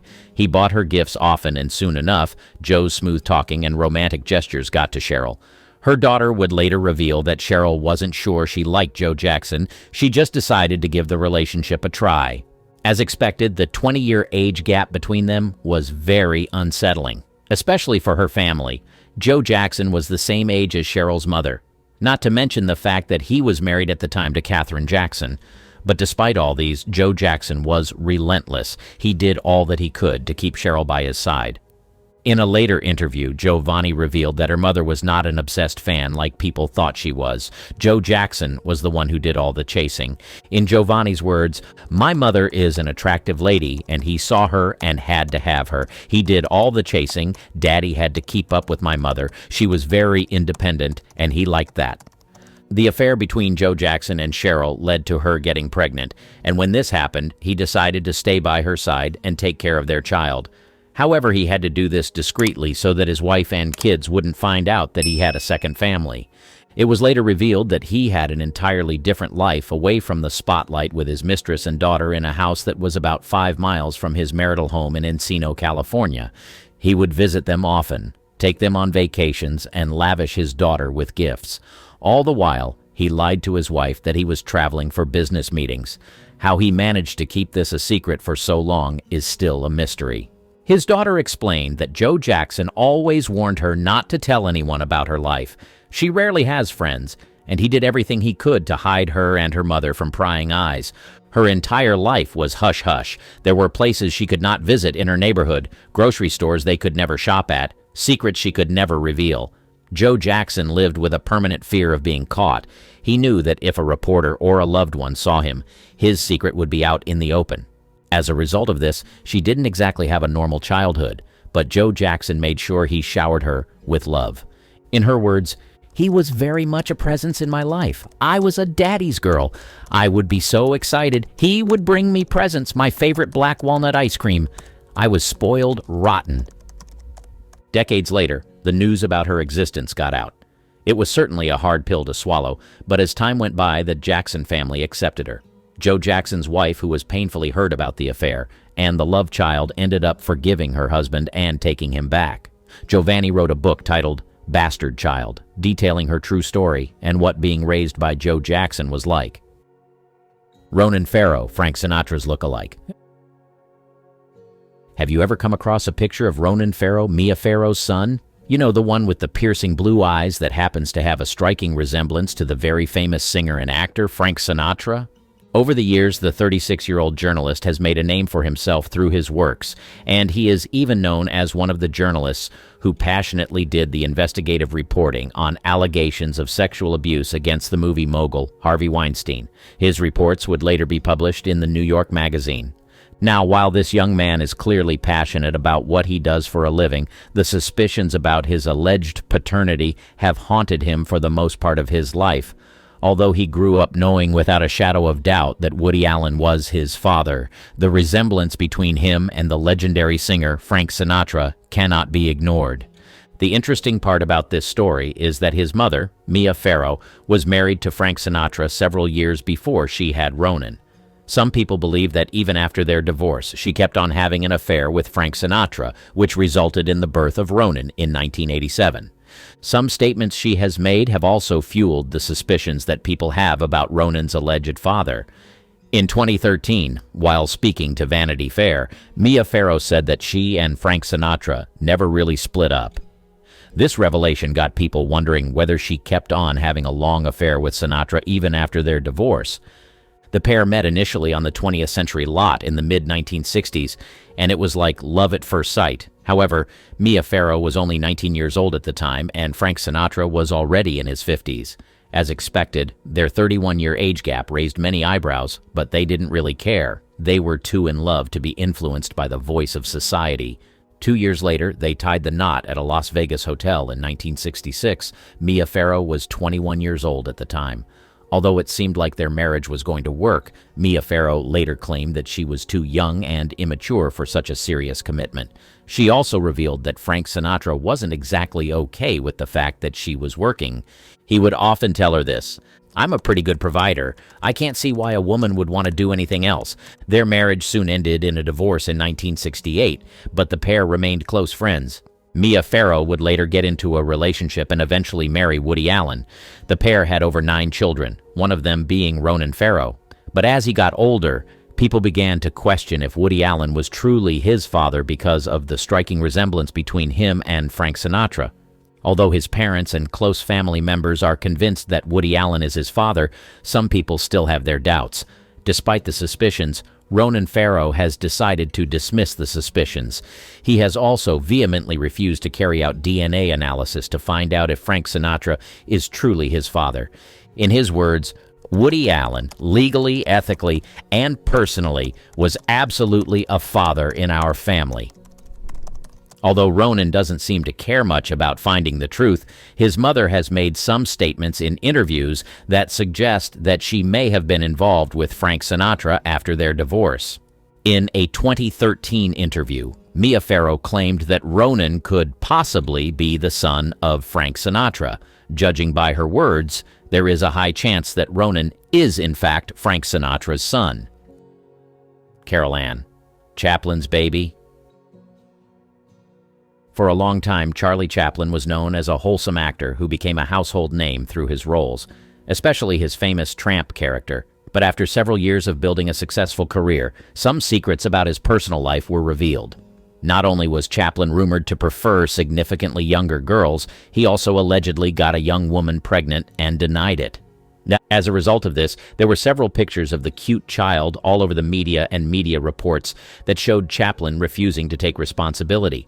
He was convinced that he wasn't the father of the child, but this young woman continued to insist that Chaplin fathered her child.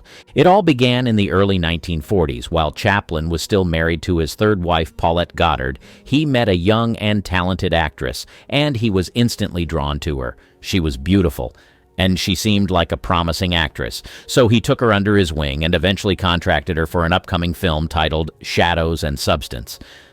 Chaplin and this actress named Joan Barry later got romantically involved with each other. There was no way Chaplin could deny having an affair with her, because as soon as she served him with a palimony suit, investigations began, and these led to revelations uncovered by the FBI. According to FBI documents, Chaplin told Barry to meet up with him in Los Angeles in 1942, paid for her plane ticket, and as soon as she got there, they began doing romantic activities. Barry also revealed that not only did they attended numerous parties together, she claimed that Chaplin convinced her to get romantically involved with other people, making her available to other men for immoral purposes. The pair also engaged in sexual acts several times in December of that year, and Barry believed that one of those times led to her daughter, Carol Ann, being conceived. The baby Carol Ann was born on the 2nd of October 1943. When Joan Barry informed Chaplin and he claimed he wasn't the father, she became furious. Not only did she accuse him of violating the Mann Act, but she also fought tooth and nail to prove that he was the father of her child. Over 3 blood tests were carried out, and all the results showed that Chaplin wasn't the father, but Joan believed that the medical professionals who carried out these tests were compromised. So she decided to fight harder, and this led to 2 trials. In the second one, a jury voted 11-1 that Chaplin was indeed the father of Joan Barry's child. As a result of this, Chaplin had to pay child support, and although he tried appealing, he lost. Liv Tyler, a case of hidden paternity. Remember Arwen from The Lord of the Rings? Did you know that she is Steve Tyler and Bebe Buell's love child? Bebe Buell was a model who gained fame in the 1970s for her relationships with rock musicians, notably Todd Rundgren. She moved to New York in 1972 after signing with a modeling agency and became known for her liaisons with various musicians. During this time, she also pursued a music career, recording an EP and forming a band called The B-Sides. She was extremely passionate about music, and she certainly had a thing for musicians. From 1972 to 1979, Buell was in a long-term relationship with Todd Rundgren. However, in 1976, she became pregnant after a brief relationship with Steven Tyler, the lead singer of Aerosmith. This was the beginning of a complicated paternity dilemma. When Buell gave birth to her daughter, Liv Rundgren, in 1977, she claimed Rundgren as Liv's father on the birth certificate, citing Tyler's well-known struggles with drug addiction at the time. She didn't think Tyler was fit to raise her daughter, so she raised Liv to believe that her father was Rundgren. Liv didn't learn the truth about her paternity until she was around 11 years old. Upon noticing the resemblance between herself and Steven Tyler, she confronted her mother, and the truth was revealed. However, Buell kept the information private until Liv publicly acknowledged Steven Tyler as her father in 1991, changing her surname from Rundgren to Tyler. Buell's decision to initially claim Rundgren as Liv's father was due to concern for Liv's well-being, as Tyler was deeply involved in drug addiction during that period. Despite this, Liv and Steven Tyler have since developed a close relationship, and they've even collaborated professionally. Liv has expressed gratitude towards both Tyler and Rundgren, acknowledging Rundgren as a father figure in her life and maintaining a strong bond with both men. She is grateful for the gift of 2 phenomenal men that have become her father figures. Liv Tyler, the daughter of Bebe Buell and Steven Tyler, has risen to prominence as a successful actress in both film and television. She began her career at a young age, starting with modeling at just 14 years old. Her debut in the film industry came in 1994 with Silent Fall. However, it was her roles in films like Heavy and Empire Records in 1995 that garnered her critical acclaim. Her versatility as an actress was evident as she took on diverse roles in films like Armageddon in 1998, which became a major box office success. One of Tyler's most iconic roles came in the early 2000s when she portrayed the elf Arwen Undomiel in Peter Jackson's The Lord of the Rings film trilogy from 2001-2003. The trilogy not only solidified her status as a talented actress, but also became one of the highest-grossing film series in history, further boosting her fame. After her success with The Lord of the Rings, Tyler continued to showcase her acting prowess in a variety of roles. She appeared in films like Jersey Girl in 2004 and The Incredible Hulk in 2008, displaying her range across different genres. There is no denying that Liv Tyler is an amazing actress. Scott Eastwood, the Eastwood legacy. All his life, Scott Eastwood has been determined to make a name for himself, and one of the reasons why he did this was because his father trained him to be a man who can carve his own path. It is impossible to not notice the striking resemblance between the talented actor Scott Eastwood and the legend Clint Eastwood. It is not a secret that Scott is his son, but not many people know about the fact that Clint Eastwood, who was a married man, began a dangerous affair with a lady back in the 80s. This affair would later lead to the birth of Scott Eastwood in 1986. This is how it all began. In the 80s, when Clint Eastwood was gaining success in the industry, he was on top of the world. There were very few actors who could match his skills, and there was no denying that he was a big deal. As his fame grew, Clint got married to Maggie Johnson, but soon enough the cracks in their marriage began to show. It was said that while he was married to Maggie Johnson, he met a flight attendant that completely captured his attention. Her name was Jocelyn Reeves. She was living her life and focusing on her work when she met Clint Eastwood, who was already a star. Although there are no in-depth details about how they met, it was said that they later started an affair that lasted for a while. But this affair didn't just end in steamy romance. Jocelyn got pregnant for Clint, not once, but twice. First, they had Scott, then his sister Catherine after that. Unlike many fathers who abandon or deny children that they gave birth to out of wedlock, Clint took responsibility from the start and made up his mind to take care of his children.